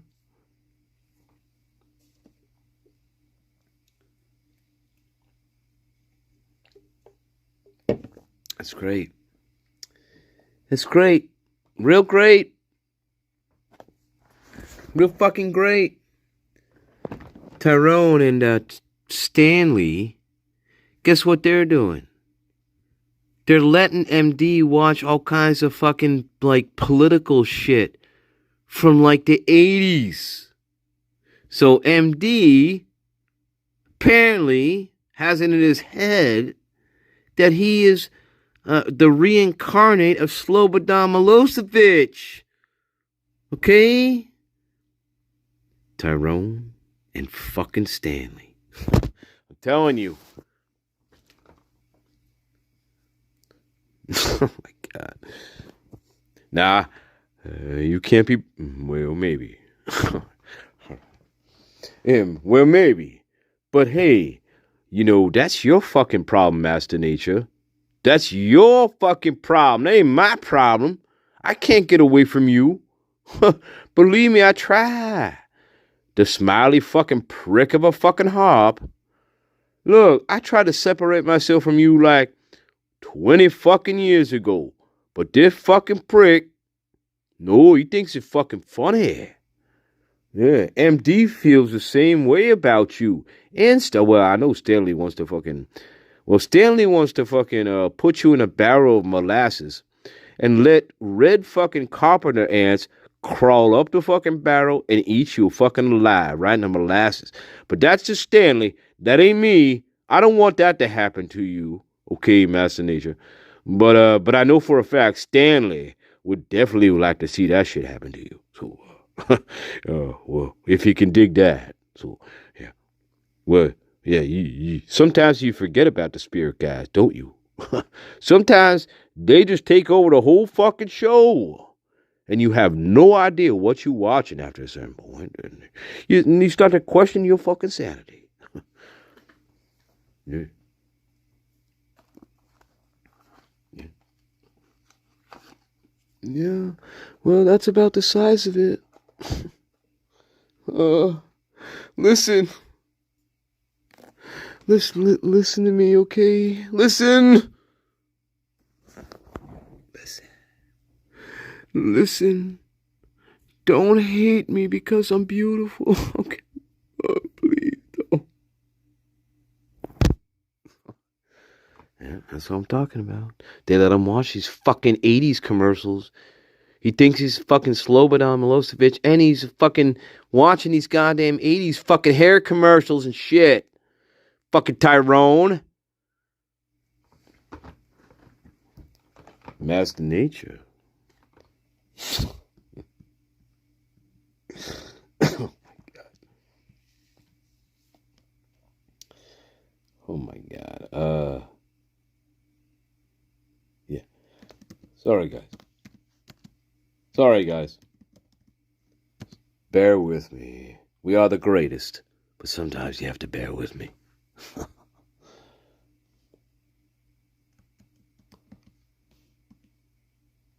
Now, for this one, if you have hot dogs or hot dog buns at the Reddit, well, now is the time to grab them because, well, this concludes Act 2 of our show. Act 2. This is, we're going to call this, here's what we're going to call this one, my loves. We're going to call this one the interlude between the interlude between Acts 2 and Act 3. This is the interlude. All right? Good. This serves as a bridge between Acts 2 and 3. That's called the interlude. I think. Right? Right. Good. We're all on the same page for once in our fucking miserable lives. Fuck. But I hope you like this one. I hinted at it before. If you're paying attention, this should not come as a shock to you. No. Wait a minute. Now, I don't know why the ghost in the machine here wants to start it at a really weird place and time. But that's just how it goes here in the spirit realm. You got a ghost in the machine, baby. Ghost in the machine. Synchronicity, baby. Anyway, sometimes you just get a ghost in the machine, that's all. But listen to this shit. Do one of you guys know how to Madison?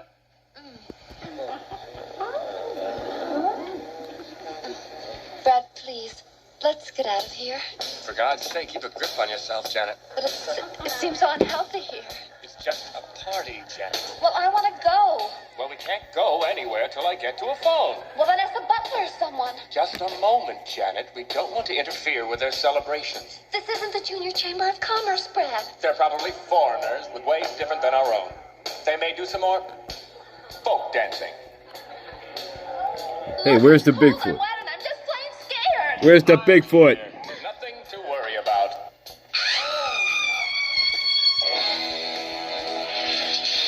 How do you do, See, you've met my faithful hand in hand. He's just a little brought down because when you knocked, he thought you were the candy man. Don't get strung out by the way I look. Don't judge a book by night. I'm one hell of a lover. I'm just a sweet transvestite from transsexual Transylvania. That's right, baby. Hey.